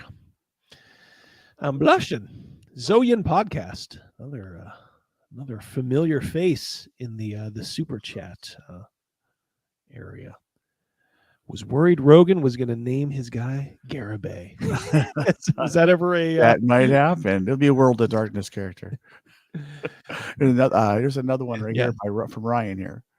Yeah, thank you much, Zoyin. And Ryan Heffelfinger. Ryan Heffelfinger. He has nothing to say, but he gave $1.99. Thank you so much, Ryan. And I'm going to... just focus on your name for a second because I really like that. Heffelfinger. It dances on the tongue, doesn't it? Applefinger. Cook, where's my Heffelfinger? Remember that old Bugs Bunny? Oh, yeah. Very good. Thank you so much, Ryan. If he has anything else to say after that, put that up there if you would, Rogan. If you were very kind enough. We got here. Oh, my God. Squeak, squeak. Get up on the chair. Mouse in the house. Oh, you did it at the same time, Rogan. All right, well, we'll get in sync here. Our periods will get in sync here. Cully, Garibay, same thing. Yeah, Cully. You're right. Yeah, Cully was a notorious bum in my the early days of the Birthright campaign with these guys. So back around 2000. An absolutely epic NPC. He was a good NPC. I just kind of based him on just like, yeah, every bar has this old bum there who would probably suck you off for like $5 and a drink or something. So I'm like, that's Cully. A quarter draft and a pack of smokes. I even went so far as to make a miniature of him with a. You guys probably don't remember because I only busted it out once, but I crafted a green stuffed dong just as a joke and said, "Oh yeah, here's Cully's figure," and I put this dong outside of his face. It's shameful, but and he's one of these figures that's like ta-da, like announcing himself, like his hands are open, like he's saying ta-da, and that's why I did it. I'm like, he probably at the Crummy Crab in the Imperial City of Anyer, I could see Cully getting on the bar, whipping his trousers down and saying like, "Hey everyone, check this out. Ta-da." Right. Oh boy, what a tangent. We're losing them, Rogan, down to 47. All right.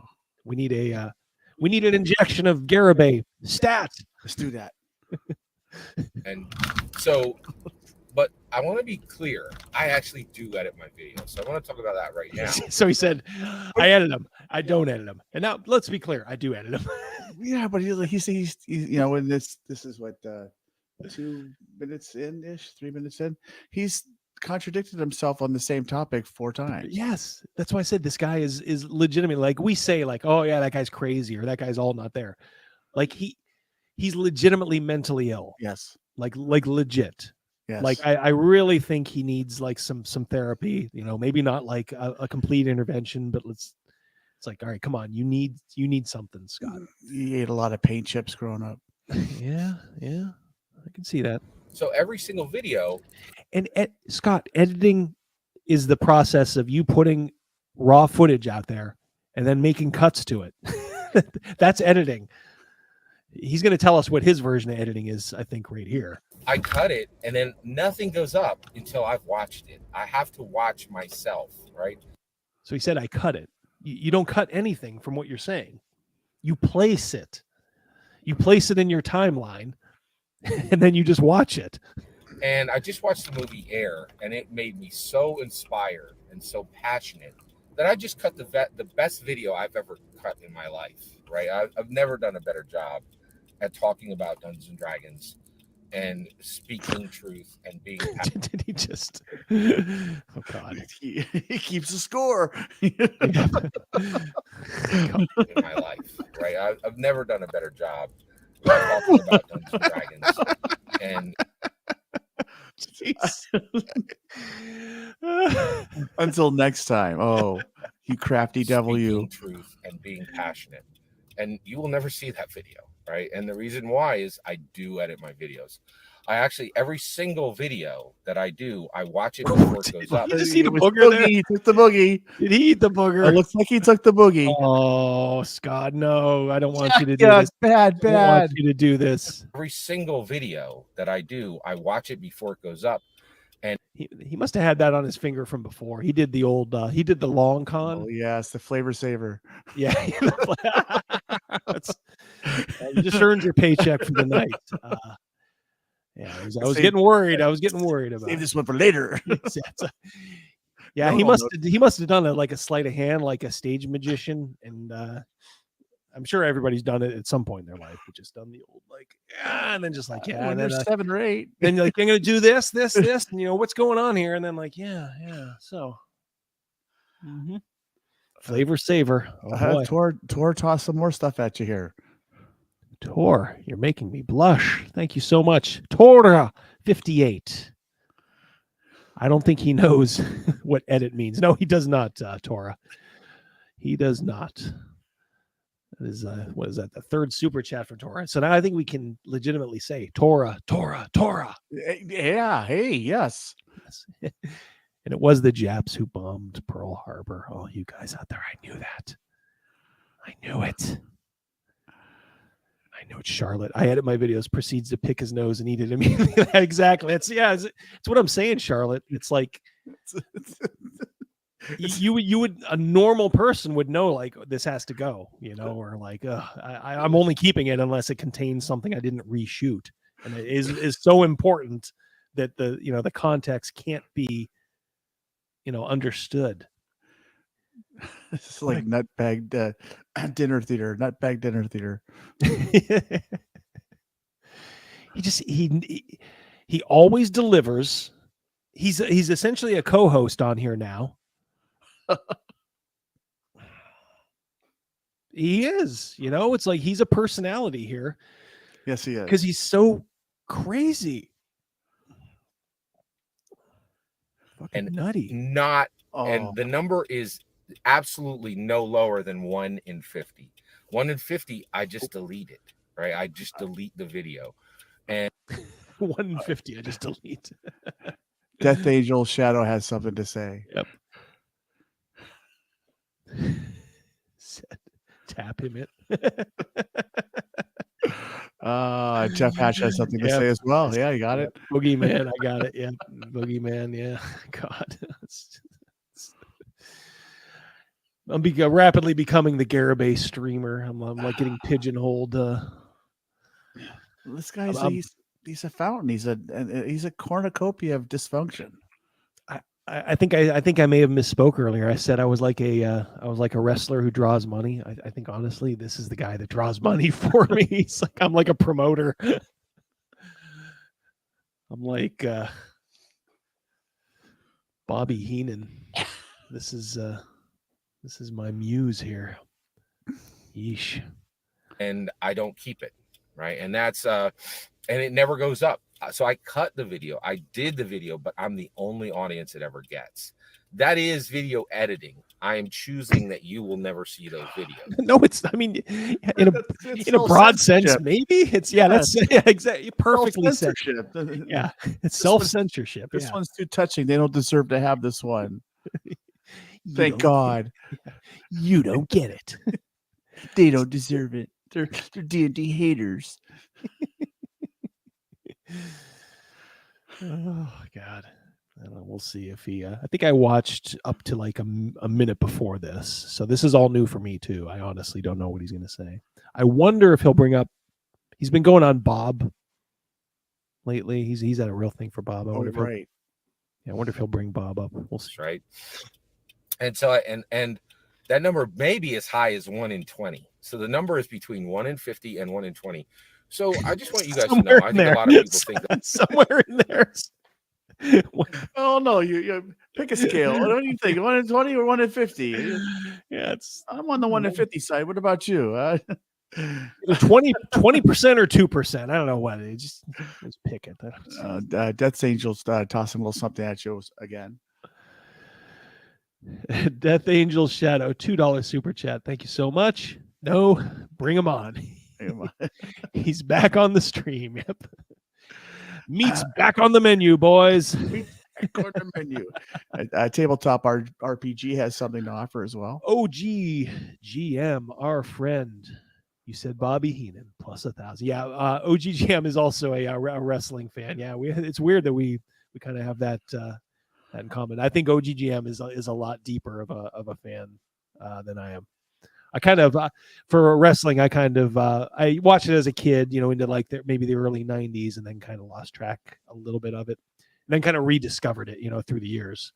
But yeah, I got a feeling OGGM is an OG wrestling fan too. So yeah, Bobby Heenan, great guy. God, wrestling will never be the same without those guys. End of an era. Can you imagine the day this guy decides he's done with YouTube? Heaven forbid gets into like I don't even want to say it. I'm not going to jinx it. Drive safe, Scott. We need you. The world needs you. It's like when Captain Kirk was trying to convince Matt Decker, but going into the Doomsday Machine. Do you remember that episode from the original Star Trek? Right. Matt Decker was taking the little shuttlecraft in, and he's like, Matt, don't do it. Matt, don't do it. And Matt turns off the audio, and just as Kirk is saying, Matt, we're stronger with you than without you. And then boom, shuttlecraft go boom. Maybe if he'd heard that last little plea from Kirk, he'd have been like, you know what, Jim, you're right. I'm coming over to you. Let's do this. No yes. doubt. So Scott, we're stronger with you than without you. That I don't think about quality on my channel. I think about quality a lot on my channel, and I don't. That's debatable. I don't know. I think it's more quantity rather than quality. You certainly don't have much of a plan. Guys who've been doing it a while, like OGGM, he's kind of like the news. He likes to keep on top of the news and stuff like that. Scott, I think he just kind of figures out what the rats in his head are telling him to say that day. That is true. That is true. And actually, when you see choices that look like my videos are low quality, this is not a joke. My highest, I did 19 videos in one day. Right? No one in the industry can do that. Right? It's because nobody would do it. Yeah, right. Right. No. First of all, if you do more than 3 a day, you're just banging your head against the wall. YouTube's not going to send out 100 alerts for your videos. I think it's pretty clear. I think they only send out 3 a day. That's the maximum. Him saying doing 19 a day, only I can do that. Well, yeah, because only you would do that, because it's insanity. It is. Scott, you're sick. Yes. You're sick. And I bet you don't even have a driver's license. He's He's driving a stolen car. We're going to be passing some guy on the street. He's going to be stopped, and there's going to be like two guys in a conversation. And he's going to be like, "That's my car." Like that fat guy in The Force Awakens, like, "That's my ship." Oh.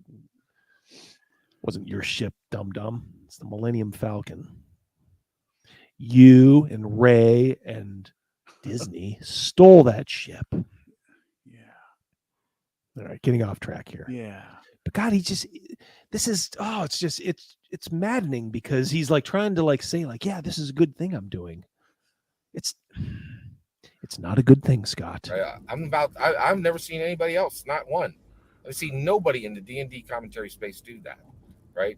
So if this stuff looks low quality to you, I just want you to understand, I'm gaining frequency. I can talk about anything that happens in the space within 24 hours. That's why people will tell me, Scott, I'll never see your channel again, and then I'll see them right in the comments, again. Come right back. He has like two haters who like to. He thinks it's like blocked. He thinks it's serious, and they're like, yeah, and then it's like they're essentially doing the old like, yeah, and then as they're walking away, like, hey, and by the way, Garibay, fuck you, Garibay, and then they like double bird them and then run off, laughing their asses off. It's like, yeah, I see those guys everywhere, man. I guess there is something to be said for like, I guess they are technically paying attention to you. By the way, guys, I threw the link in the chat. If you have something interesting to say, and want to just come on and say it, yeah, go ahead. We will bring you on. You can either talk about a quick game table story, if you want to give your 2 cents on Scott, if you have if you have your own take, absolutely feel free. Like I said, you really only need a microphone, so but yeah, and don't feel pressured or anything too. I just threw it out there kind of like last time. Our old friend DM James came in last time, and he had a good story. Yeah. His brother Hungar too, and Hungar is always in our chat too. Yeah, they're great supporters of the channel. Good guys, our kind of guys. Yeah, they're right in our wheelhouse age wise. Absolutely. Yeah, we have a lot in common. I think we see the world in a similar vein. Back and back and back and back, because something happens and they know I am here talking about it in a timely, urgent manner, right? And the reason why I had to shelve this video, and by the way, I never delete the. I should actually. No, boy, we get to hear why the reason he shelved it. Oh boy, another super chat. And before I forget too, thank you, Cal, and if ANN is here, thank you guys again for, as always, for patrolling the grounds, keeping this a safe space. It's a safe space, Rogan. Yes, Eric C had a little offering here. Yeah, Eric C, $5 super chat. Thank you so much, my friend. I heard JSG knows about us, making fun of him over here. Has he called you out yet? I heard something similar too, but I haven't seen anything. And you know what? He's so dumb. I got to be very careful here. He got somebody in his comments who shouldn't have been there, like somebody who kind of like stumbled on them, and it's somebody who's trying to maybe not have a lot of attention drawn to themselves. I'm just going to keep it oblique like that.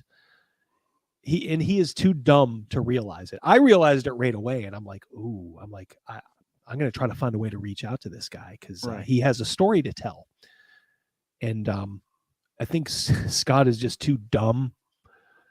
You had to be kind of clever because the way this guy phrased it, you saw like, oh, this is a guy who's related to a certain item of news. Let's just say in recent the recent week. But this Garibay is too dumb, and I'm like this guy probably just wants to hide out. So I'm just gonna let it go, But oh my God, Scott. He's so dumb. Yeah. He probably does at this point. And, I know OGGM is always like, OGGM's always like trying to warn me, like, this is what he wants. And I'm like, I do. But if you've watched the last half hour, he brings the money in. Scott is an earner. Plus, he makes us laugh. That's the most important thing. He makes everybody laugh, and we are all having a good time. Sort of at his expense, but he deserves it because he's a dummy. He's a dummy. Right, almost there, but 3/4 of the way through. Specifically, sometimes I'll actually upload them to YouTube, and I listen from YouTube. So I do delete them, but I keep them. Bizarre. It's like serial killer behavior. Like I know I'm not gonna do this, but I'm gonna upload it to YouTube just to kind of have it there. These are like weird fetishes, like serial killer. Like I could see him if he's a serial killer, like trying to surreptitiously get like a clipping or a clump of some girl's hair. You know, that he's gonna murder someday. Right. You know, like he sneaks into like the where she gets her hair cut, and like I don't know, like calls it a bomb threat or something. Like goes in the back door and like, no, it's all mine. I need to get close to this for a while. He's got multiple personalities, but they're all the same. They're all, yeah, that's a good one. Yeah, they're all identical twins. Yeah, yes, he does. He's got multiple personalities, but they're all the same, and they're all paranoid. Yeah, slightly different ways. Yeah, it's a good way to put it. Well said. Go back up. So this secret file. I guess people will watch them when I'm dead. I don't know. We'll see. Let's see the Garibay files. There's a Garibay files out there. Yeah, maybe I'll watch it when I'm dead. Who's gonna bust open the vault? Who has the honor? Yep. I just know I'm gonna wake up one day and like, did you hear about the YouTuber who blew his brains out while he was driving around Philadelphia in a car? And I'm just gonna stop and freeze. Like, you get that weird tingling sensation. Right. It's like the end of The Usual Suspects. You know, you'll be feverishly, running over to your tablet. Like, oh no, it's not him, is it? He was ranting about D&D as he blew through a school zone, took out a couple kids. Yeah. Yep. Not wishing that. Not. Let's hope that does not happen. Right. Yeah. So let's hope he, if he's going to do it, let's hope he puts it into a tree. Right. Like, but don't do it, Scott. You're too valuable. Yes. You're not beyond. You are a born again Christian. So he says this is the. If you're going to say like show me an example of the worst born again Christian you could possibly imagine, it's this guy. Oh yeah. I mean, unless you're actively like diddling, children or something like that. Like as far as like just what you have in your mind and what you have in your heart. Just the venom that he has and the lies he tells himself, the lies he tells his viewers. He's just, but look, we're all sinners. I understand that, and I will have my comeuppance someday. I understand this. I hope I can face it with grace and dignity. Grace. I face it with grace. I'll face it with Bob's girlfriend, Grace. I'll face it with grace. I'm gonna steal her away from Bob. Sorry, Bob. Well, he had to go and get a haircut and everything to keep her. So. You're like Samson, Bob. We're all telling him like, Bob, you look so cool. Then I'll sneak in there and take Grace from him and be like, sorry, dude, you're like Samson. You cut your hair. You lost your mojo. That was part of his penance for going to TSR. Yeah, she didn't want him to go. Yeah, he came back and he had to cut his hair. Nope. She's like, guess what? I'm gonna go lay with your mortal enemy, Double D. I'm gonna get. You know what? I'm gonna guess Grace is probably not half bad looking. I bet you Bob's just one of those guys that's just he can probably. I think he just got lucky. He got lucky in YouTube, and maybe he got lucky in real life. I don't know, maybe he's just not lucky at cards. Speaking of lucky, went to the track before I came here. Yeah, I walked out $40 richer. There it is. Luck is luck. Hit 2 races. Yep. Sweet. I go up with my father-in-law and the old men.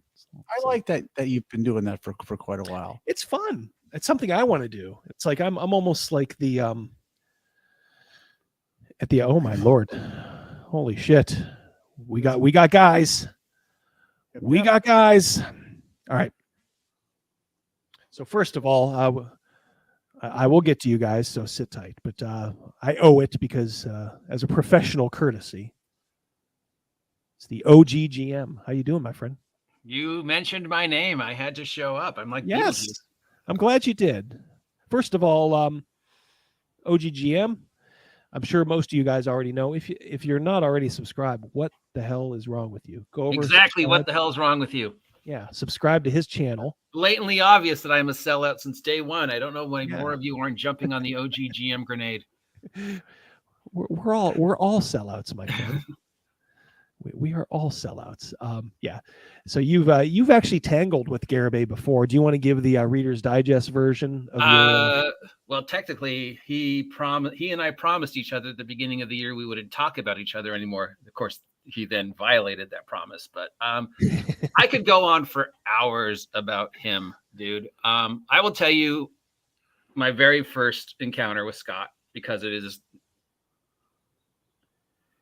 He came on, subscribed to me like 2020, so 2019, 2020. Mm-hmm. Yeah, you've been doing that. How long have you been doing this, OGGM? Since 2015. But 2015, man, you are an old timer. But only got really popular in the last couple of years. Yeah. Like a lot, I'm sure. When D&D blew up. I'm sure. So he was like on a subbed, and I was watching some of his early videos, and they seemed a little unreasonable, but I was like, well, some of my stuff's a little weird, whatever. That's probably his character. And he started talking Wonder Woman 84, and he made a comment about Wonder Woman 84 was the most important movie ever made. And I was like, well, look, okay, I can't. So he does this hyperbole a lot. And that's a fact. That's a fact, yeah. And I was like, look, I can't, maybe I can't argue D&D. Maybe I can't argue all these other things, but if there's one thing I can argue, it's Phil. I worked in the industry for 16 years. I worked, for the UCLA Film Library. I worked at Days Video. And so he's like, oh, she invented this. The director invented the technology that allowed it to be put directly to DVD. And I was like, no, she didn't.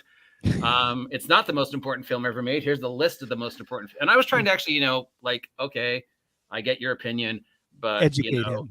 I was not trying to debate him. I was just like to say, look, here's the proof. Here's the stuff, dude. Maybe you didn't know that the technology to make videos directly to DVD had been around for as long as DVD has been around, and people had been editing films specifically to be made for DVDs before Wonder Woman 84, and he just went off. So you were dropping fat. And I was still trying to be rational at first. But like 2-3 videos, and once you pinch that nerve, he will go after you, and he will continue to go after you because he knows that gets you to respond. Mm-hmm. And the minute it looks like you're not responding, he'll do something else to get you back in. He knows how to manipulate people. It's the one thing he does very well. Mm-hmm. And then he started the whole thing about Gygax, and this is when I was still hanging out with Legion of Myth. And they made the mistake of getting him on Legion of Myth, which is probably part of the reason why he is so popular. Is he made his whole thing about Gygax this, Gygax that, Gygax is more important to American history than Harriet Tubman. Gygax deserves a statue bigger than the Statue of Liberty. And I was like, wow, you really know. And again, you really know a lot about Gary Gygax. How many times did you meet him? Never. Never. He has never met Gary Gygax. How many times did you talk with him? Never. Have you written letters to each other? Nope. Well, how do you know so much about it? And it turns out everything he says about Gygax is a lie, and he has admitted it on more than one occasion. Oh, really? He admitted he's a liar. Wow. Yeah. By the way, hold on one second. That crash, Ryan. I was trying to get you on. Ryan, you look like you are moving. And I know he's probably going to post, about me, but Oh yeah. He's been saying shit about me since January, even after we said we weren't going to talk about each other anymore. And a while back, I was like, dude, I'm not going to talk about you. Just don't talk about me. And he literally starts talking. Not only is he farming my content, I'll do a video, and a day later he'll do the exact same video. And I'm like, dude, I don't care if you farm my content. At least tell people you got it from my channel. But then I was like, dude, I can't do this anymore. Just stop talking about me. And he's like, okay, I'll stop talking about you. Very next day. The man has no honor. Yeah, well, thank you for sharing that. You can, of course, hang around if So you yeah, so desire. I mean, I'm telling you guys, out of love, he will go after you. Yeah, if he hasn't yet. I understand. He knows how to work people to get them to stay angry at him. You're doing by talking about him. You're feeding his addiction. But the Scott thing is an addict. He is addicted. The thing is, to I'm not angry with them. I mean, I may, there may be occasional bouts of like frustration, but I am so amused with him. I don't know if I could be genuinely angry. I mean, I guess if he started going after my family, which he probably wouldn't do because he's give him enough time. He will. He's gone after my family. Oh, is he really? Well, I guess that'll be the day. I guess. Yeah, I could see. Yeah, he's pretty vicious. He has those videos where the mask drops just a hair, and you can kind of see like what's in his heart. And like that's like why I said like for a Christian, he's probably one of the worst. Yeah, he's openly admitted he's a hypocrite. If you go, I mean, if you read his comments and look at some of the videos, you can definitely see the trail of the disease. Vitriol. And I have said, Scott, buddy, please just get some help. And he's told me to F off. He threatened me on more than one occasion. And a lot of other people have been like, done like YouTube reach outs, like YouTube, can you get the police to go on this guy? And so it's not like you've literally gotten the police on him. Yeah, like mental health checkups. Yeah, people, I mean, people have predicted that he would martyr himself for D&D. Yikes! And to answer Cynthia's question, yes, he's gotten at least one car accident because he was videoing it when he did. Oh, really? I gotta look for that one. Oh boy, it's probably off. He's taking a lot of stuff off for somebody who claims he doesn't take any of his stuff off. Contact his insurance company. Well, let's go in order. Eric C is here. Eric, how are you doing, my friend? Not too bad. I'm just a little nobody in here in a big sea of YouTubers. I'm nobody. I'm a nobody too. Yeah, I was gonna say we're all nobodies. Nobody's a nobody. We're all nobodies. Well, it's like I am nobody. I am Spartacus. Last week I promised to come on and give you a fun story or two of stupid things people have said at the game table. Yes. So we were playing Rollmaster. This was probably 15, 17 years ago. Oh yeah. Woof, lots of charts in that. And we finished up a game session and I awarded XP and characters are advancing. And one of the characters who was a wizard, he was calculating his XP and he thought he had enough ranks in one of the skills to get the fireball, lightning ball, and ice ball spells. And he was double checking everything and he realized he was just short and didn't have those spells yet. So he just lifted his head up from the table, stared at all of us without any realization of what he was about to say. And he just went, "Guys, I just realized I don't have any balls yet."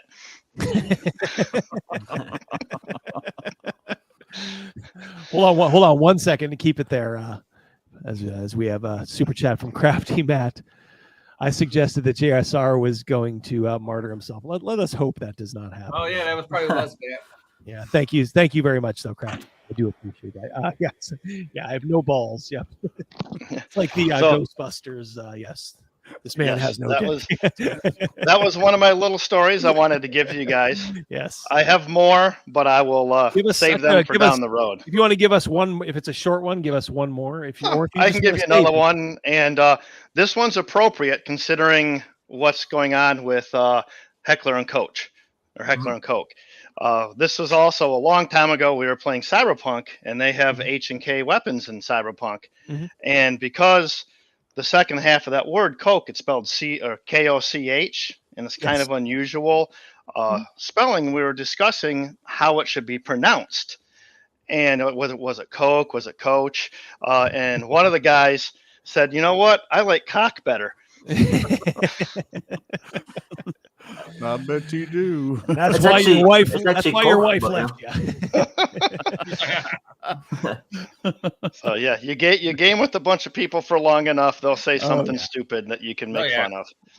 Trust me, we've had so many of those stories over the years. We've told the story about Stern and his character saying, "Have you ever sniffed the desert rose?" And then just the table immediately just falling into gales of laughter. It was a poignant moment in his mind, and then he's like, "Oh shit, yeah, that was kind of funny." So we still refer to it to this day. So yeah, it's great to have those kind of stories around the table. Do you play in person, Eric? Oh yeah. In fact, I wasn't too active on chat today because I do a lot of terrain crafting as well, and I was downstairs doing some painting in the basement because I'm remodeling the crafting area. Okay, sweet, so nice. That'll be nice when that's done. It's going to be a couple weeks. Cool. Buddy of mine and I are going to be erecting this massive ultimate crafting workbench. Oh, sweet. All right, we have to show it off someday somehow. Put a camera on it. So That, or you guys could maybe start a Guilded or a Discord server or something. I know. I keep hearing that. Yeah. I'm a very I'm a tech oriented person in a lot of ways, but in some ways I'm a Luddite. So many people have asked. I guess I probably should start a Discord. Right now, I just kind of say like, well, just go to James's server, but I'll have to fully commit. Maybe it'll get me off of Twitter a little bit, which will probably help. But, I haven't used Guilded yet. I've heard a lot of people have going over there because it's more free speech oriented. But as far as Discord servers go, you can set one up in under a minute. I mean, it's nothing. Yeah, I've heard. I know I could probably do it. Yeah, even I have a Discord server, and I'm a tech idiot. There you go. Beautifully. All right. Well, thank you so much for sharing, Eric C. You can come back next time and give us another story. Certainly, right, I can do that for you. You all have a good one. You too. We'll see you, Eric. See ya. Take care, Eric. We also have Victor. Hey, buddy. The Scrying Dutchman. Yeah. How you doing, my friend? Not too bad. I figured to come hang out. However long you want me for. Yeah. And goodbye to OGGM. He did the Irish goodbye there. Yeah. Snuck out the door. Thank you for coming on, OGGM. I do appreciate your insights on Garibay. What are you? Do you have any thoughts on Garibay, Victor? To be honest, I've been kind of avoiding him. Like something about him just like kind of like viscerally rubs me wrong. He's just like a loon. And I don't like loons. I've had bad experiences with loons. So I've just been keeping my distance. I don't even really watch his videos. The only time he gets brought up is when people dunk on him on like the Basic Expert Gilded channel or something. So right. Yeah, I don't know. It's like I said, I have a feeling that someday I'm going to look back and be like, oh God, why didn't I listen to OGGM? I'm going to be like, I'm going to be, it'll be my comeuppance moment. Yeah. And OGGM as he's standing in your bedroom with a knife or something. Yeah, exactly. Yeah. OGGM is just going to be there, the day after, with a real sympathetic look in his eye, like, Double D, I tried to warn you. I was trying to be a real friend. Yeah. Yeah, no problem, OG. I know you had you've got the cat, Steve the cat. But yeah, he is something else. There is one other person here. It's a Ryan, and you guys aren't seeing it, but he looks like he is at work. Yeah. It looks like he has a very labor intensive job. I'm going to throw him on here. It seems very loud too. Can you hear me? Are you there, buddy? Can you hear me? I can hear you, but just barely. How you doing, my friend?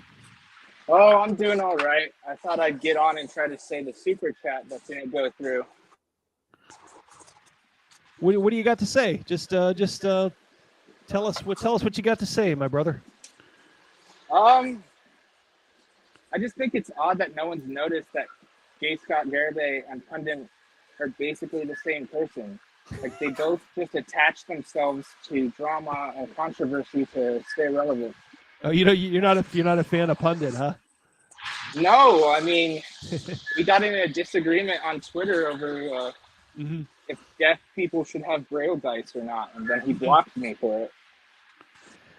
Yeah, I mean, I can understand. We'll tell you what, that is fairly loud. Thank you very much, Ryan. I will try to address that. Hard at work. Yeah, you are a working man, and we love that. So have a good one, brother.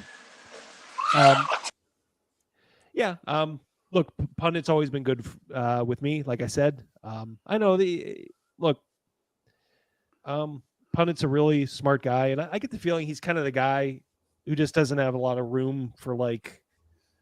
I get the impression like in real life he's not a guy who has much room for like small talk and something. He'll just say like, I don't know what you're talking about, and like goodbye. So maybe like on Twitter he's prone to do stuff like that if you kind of piss him off a little bit, and he's just having a bad day, he'll go ahead and block you, I guess. So I try not to get in the middle of those kind of things. I will just say I love you both. Come under my umbrella where it's pure love. Except for Garibay. Yeah, except for Garibay. Yeah. Speaking of that, why don't we the baby is dead, but we still got to deliver it.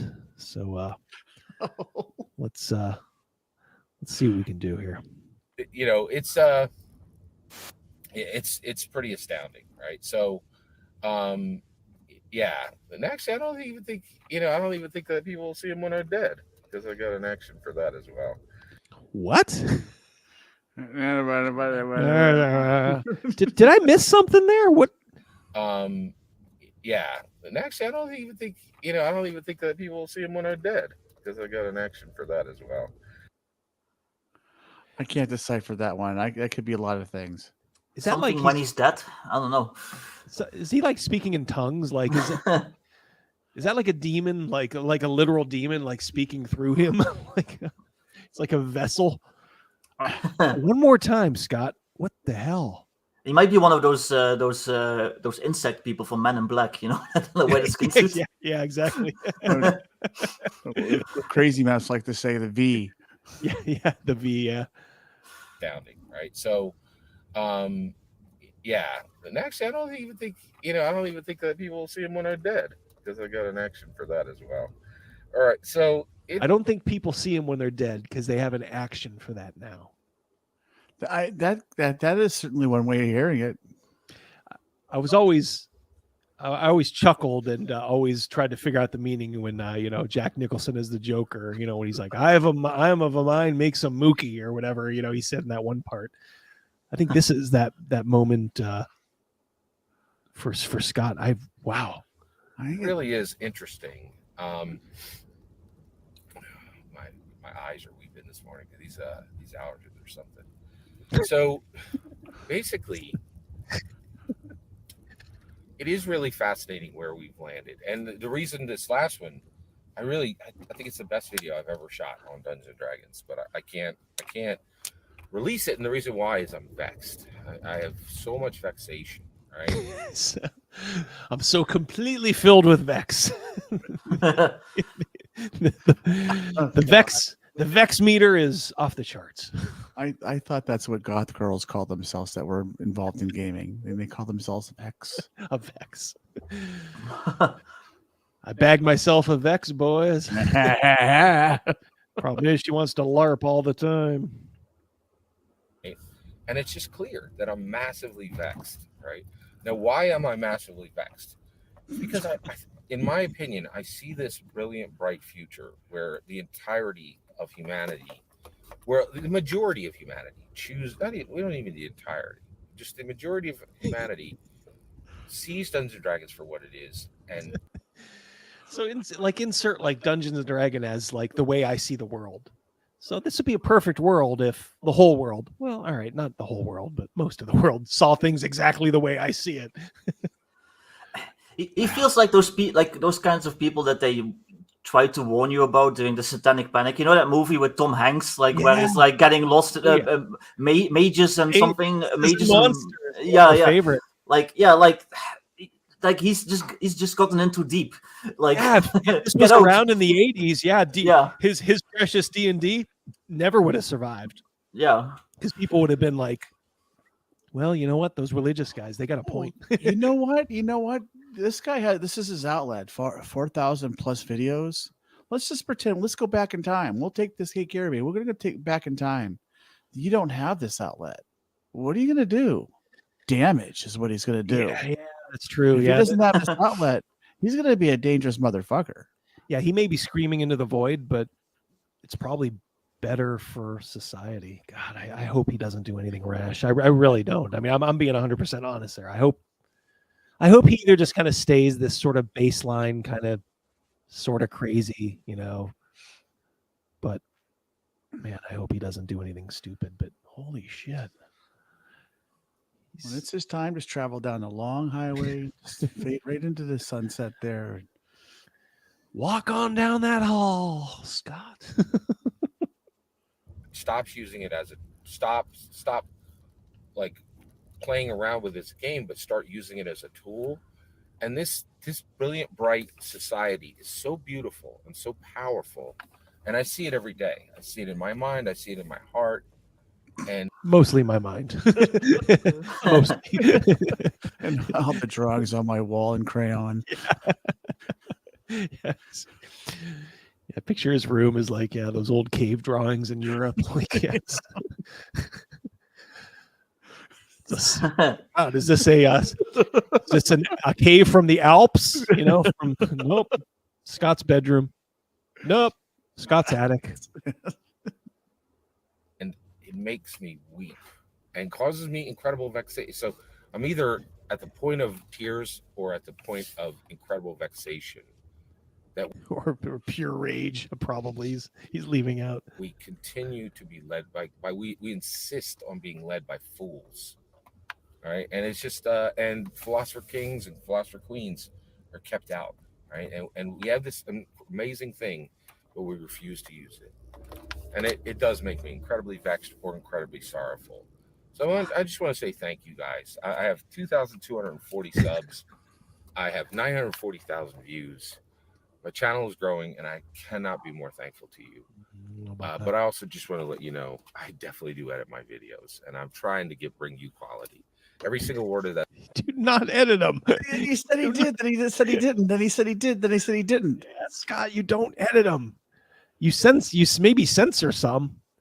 This is another one of those too. Like he's like, I made the perfect video, but I can't show you. Yeah. This is like textbook, like coworker starts talking about this stuff. You're like, oh, cool. Like I can't talk to this person anymore because, it's going to be like that all the time.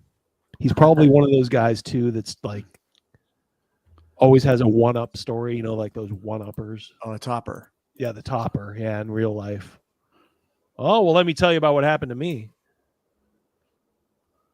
Yeah, I just got back from the doctor. He's got a stage 2, stage 3 tumor. They're not sure yet. I'm real scared. Oh, well, let me tell you about my infected toe. Yeah, it was causing me a lot of pain. Oh, thanks. Yeah. All right, last seconds, I believe. Last 8 seconds. For another week. That's my humble opinion. What's important is what I get to hear your humble opinion when you get in the comments and send your traffic. Please consider liking and subscribing and have a wonderful millennium. Hi, this is Scott.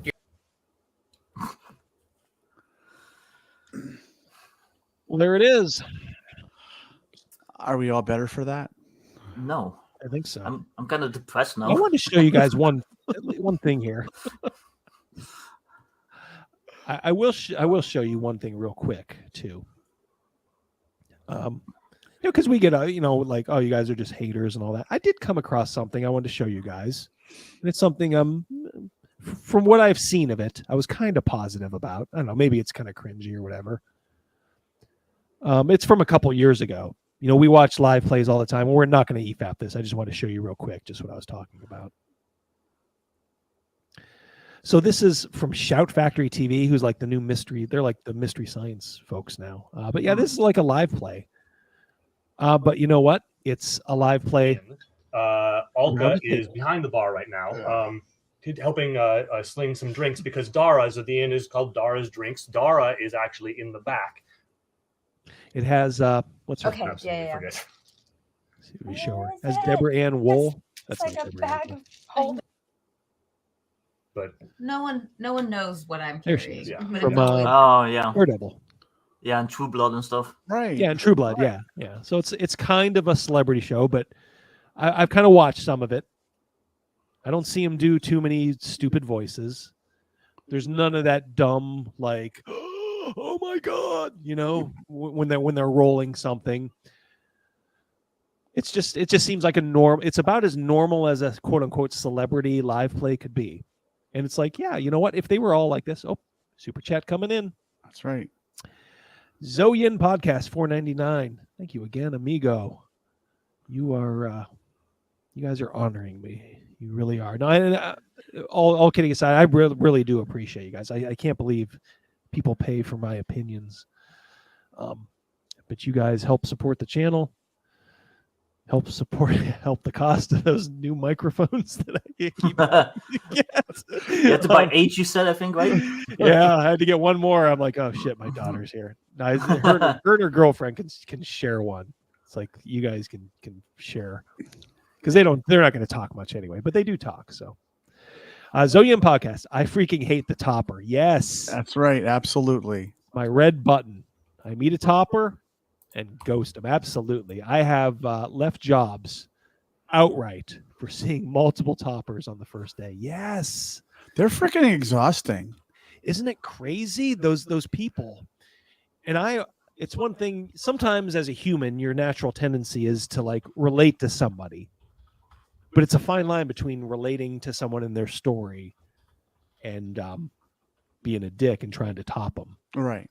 Yeah, so I've always tried to teach, like my daughter especially, like, honey, when you're listening to someone, listen, ask them questions, try to be, give and take, which is hard these days because nobody else is willing to give.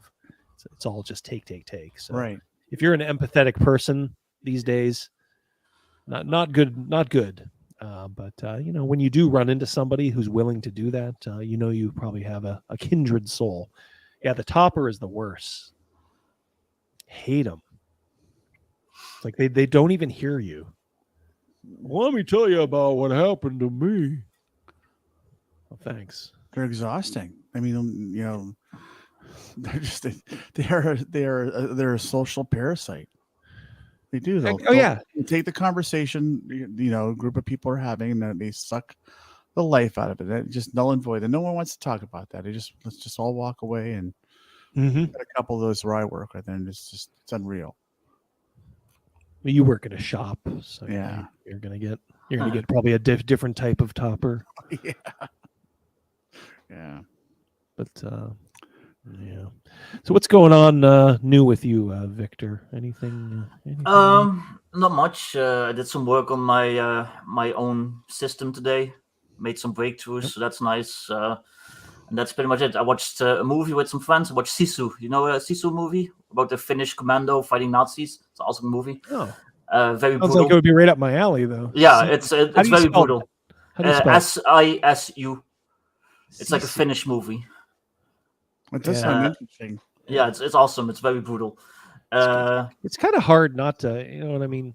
Yeah, go ahead. They're going to take it the wrong way, but it's hard not to root for the Finns throughout World War II. And it's like, I'm sorry. Yeah, I know they were on technically the bad guys' side, but they were pretty much just fighting for their own.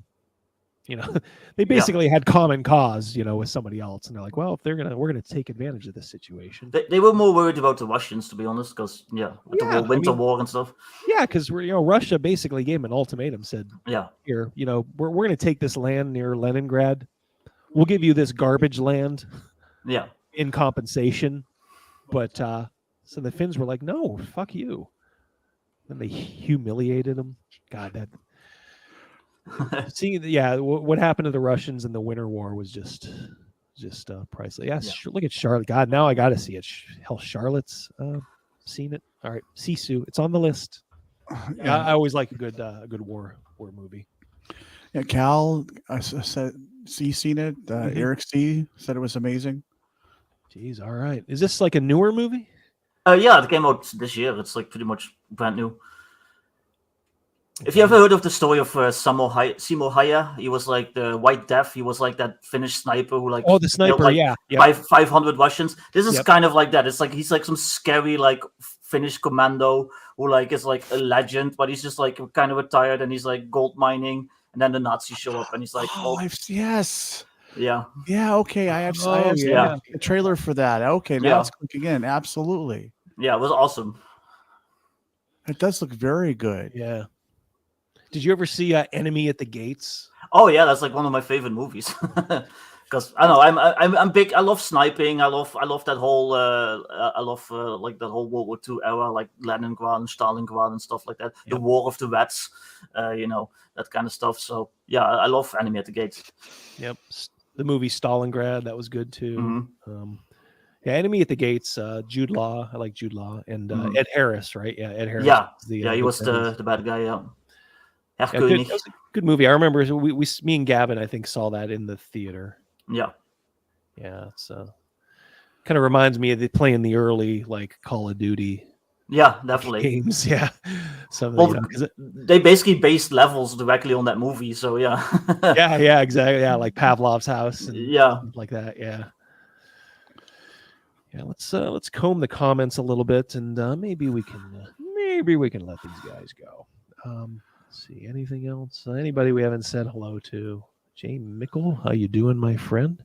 Jay Mike 0621. One ups everything you've done. Yep, I was a Marine. Dude at work told me his uncle was a Navy SEAL. Yeah, there you go. Yeah, they're the kind of people like, yeah, I'm a Marine. Oh yeah. Well, I knew the guy who killed Bin Laden. Faucets. Crazy Mouse talks about this a lot, and by extension me now, because I always thought it was a perfect correlation here. And he just texted me one day, and he's like, Double D, I need in my life, I need more faucets and less drains, because people are just getting to him, like, he's just getting besieged, like, all these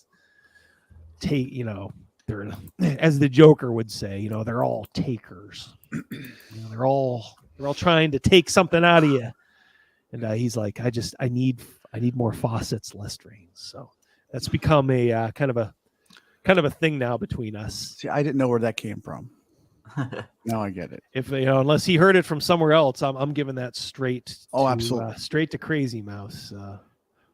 Because that's become a thing now. Like, yep, that guy's a drain. Nope, that guy's a faucet. Oh man! All right. Look, Antonio stayed around to the end. Antonio, did you give us any lessons in love? We used to stand in a circle, and if the wrong person walks up, we would tighten up the circle so they couldn't slip into the conversation. That is pretty cool. I like it. That is pretty cool. I like it. Yeah. Kind of wish you could do that on Twitter sometimes. Well, there's mute. That's what. Yeah, that's true. But for Victor. Yeah. But you still have to hear their initial drivel. That's true. Yeah. Yeah, it's all right. It's not just keep in mind it's not going to matter in 50 years. Nobody will remember us, even our family. So just try to be good. Try to have fun here, and try to have a name like Ryan Heffelfinger. Heffelfinger, yeah. Heffelfinger. Is there Heffelfinger? Can you answer that, Victor? Is there any? It depends on what you mean by feminist propaganda. There's like a little subplot where the Yazis have captured these women and have been abusing them, and then the main guy frees them, and they help him like kill some of the Yazis, and then they capture one of them. But it's set up pretty well. It's more about him than them. So I guess you almost have to expect that nowadays. Yeah. If you want the pure stuff, you just got to go back in time and watch old movies. That's probably about the best you're going to get. Is as long as the woman's not like walking up to him as he's got his shot lined up and saying like, "Hey, I'll take it from here." Takes the gun out of his hand and like blows 6 Yahtzees' heads off. Consider it a victory, I guess, because you know they're going to get their pound of flesh somehow. So yeah. Alrighty. 2.5 hours. I'm still a little hungry, so I think I'm going to go get something through the drive-through. Nice. That means I have to say goodbye to everybody. Victor, thank you so very much for jumping in. We will do this again. Yeah, you are definitely welcome. When I put the link in, you are more than welcome to come in. I'm going to say goodbye to you right now. Take care, my friend. Cheers, man. Take care. And that just leaves the two of us. Yes. The two of us. Any benediction here, Rogan? Anything learned tonight? I have a new appreciation for the word vex. Is it a verb? Yeah, it's a verb and a noun. And... It's a verb and a noun as an adjective. I think that's going to be my next tattoo. Yeah. Yes. Vex. That's yes. Heffelfinger. Am I saying that right? Hefferfinger. Hefferfinger. My name is a blessing and a curse. Yes. A situation like this, that it pays off in basic training. You put it. Oh God, yeah, I can see it. Boy, a drill sergeant. Heffelfinger. What kind of a name is that? Although maybe if you went into the army now, I hear they're getting soft. So maybe they'd be like, all right, everybody, drop and give me 10 reasons why you would be sympathetic to someone named Heffelfinger. You better be a badass. That's right. Mouse from afar. He'll be here. Have a great night, everyone. Great show, Double D and Rogan. Anyway, we missed you, buddy. Of course, we missed you. The Lair is not the same. It is not the same without you, Mouse. This is... Without the mouse droppings. You know, we love cleaning him up. It was nice to sit in your chair for a little while, but you're better at this. Yeah, the power did not go to his head. There was only a couple of technical hiccups, but I think you're better for it now. So, all righty. That's all. Thank you all so much. Thank you to the channel members for being channel members, and thank you to everybody who super chatted. You guys, I gotta say, I'm a little embarrassed at times because you guys, like I said, you're too kind. Like I said, you're paying for the entertainment we give you, and I don't know. I've super chatted too. I try to spread a little money around as well. So I'll try to be even better with that, and keep that money, seed money going. All right, that's going to be all for Rogan. Good night, everybody. This is your boy Double D saying have a great night, and I will play you out. Play you out like Bill O'Reilly with the extra mayonnaise. Hell yeah. I want your it wasn't DOA. I want your DN something. Lou Gossett Jr. Great role. Okay, everyone. Take care. Love you. Talk to you soon. Goodbye.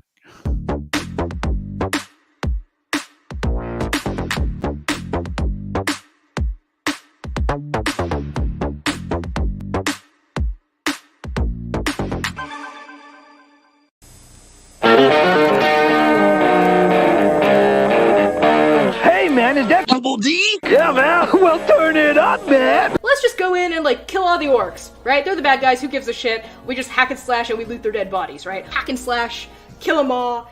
Conquer the infidels. Boy, that campaign sounds like a barrel of fun, doesn't it? Are you just a dream? Double D. A dream to some. A nightmare to others. Somebody who's opening a refrigerator and leaning in, right, is the language of a woman. Somebody who's opening the refrigerator and being cut off halfway through that lean is the voice of a mermaid or a siren, right? Orcs are just evil elves, right? And they were made by an evil god. Honestly, guys like me can't leave soon enough. We got to put a little hot sauce on the taco. You know what I mean? We want this dwarf to be the dwarfiest dwarf. Right. We want the elf to be the elfiest elf. And just the dashiest dash of Tabasco. Their voices need to carry across water. I'm a creative. It's a huge drain, right? Because fans can be awful. You're not in Transylvania anymore, Crystal. We don't talk vampire. When you say white lives matter, they don't. White lives don't matter because white lives aren't a thing. I disagree. Gary. Lutherville, Marina Del X, Otisburg. Otisburg? Where's this monster? She's got her own place, man. Otisburg? It's a little bitty place. Otisburg? Okay, I just wipe it off. That's all. It's a little town. Okay. We'll do it live. Okay. We'll do it live! Fuck it! Do it live. I'll write it and we'll do it live. Fucking thing sucks. In 5, 4, 3. Great! Great sandwich!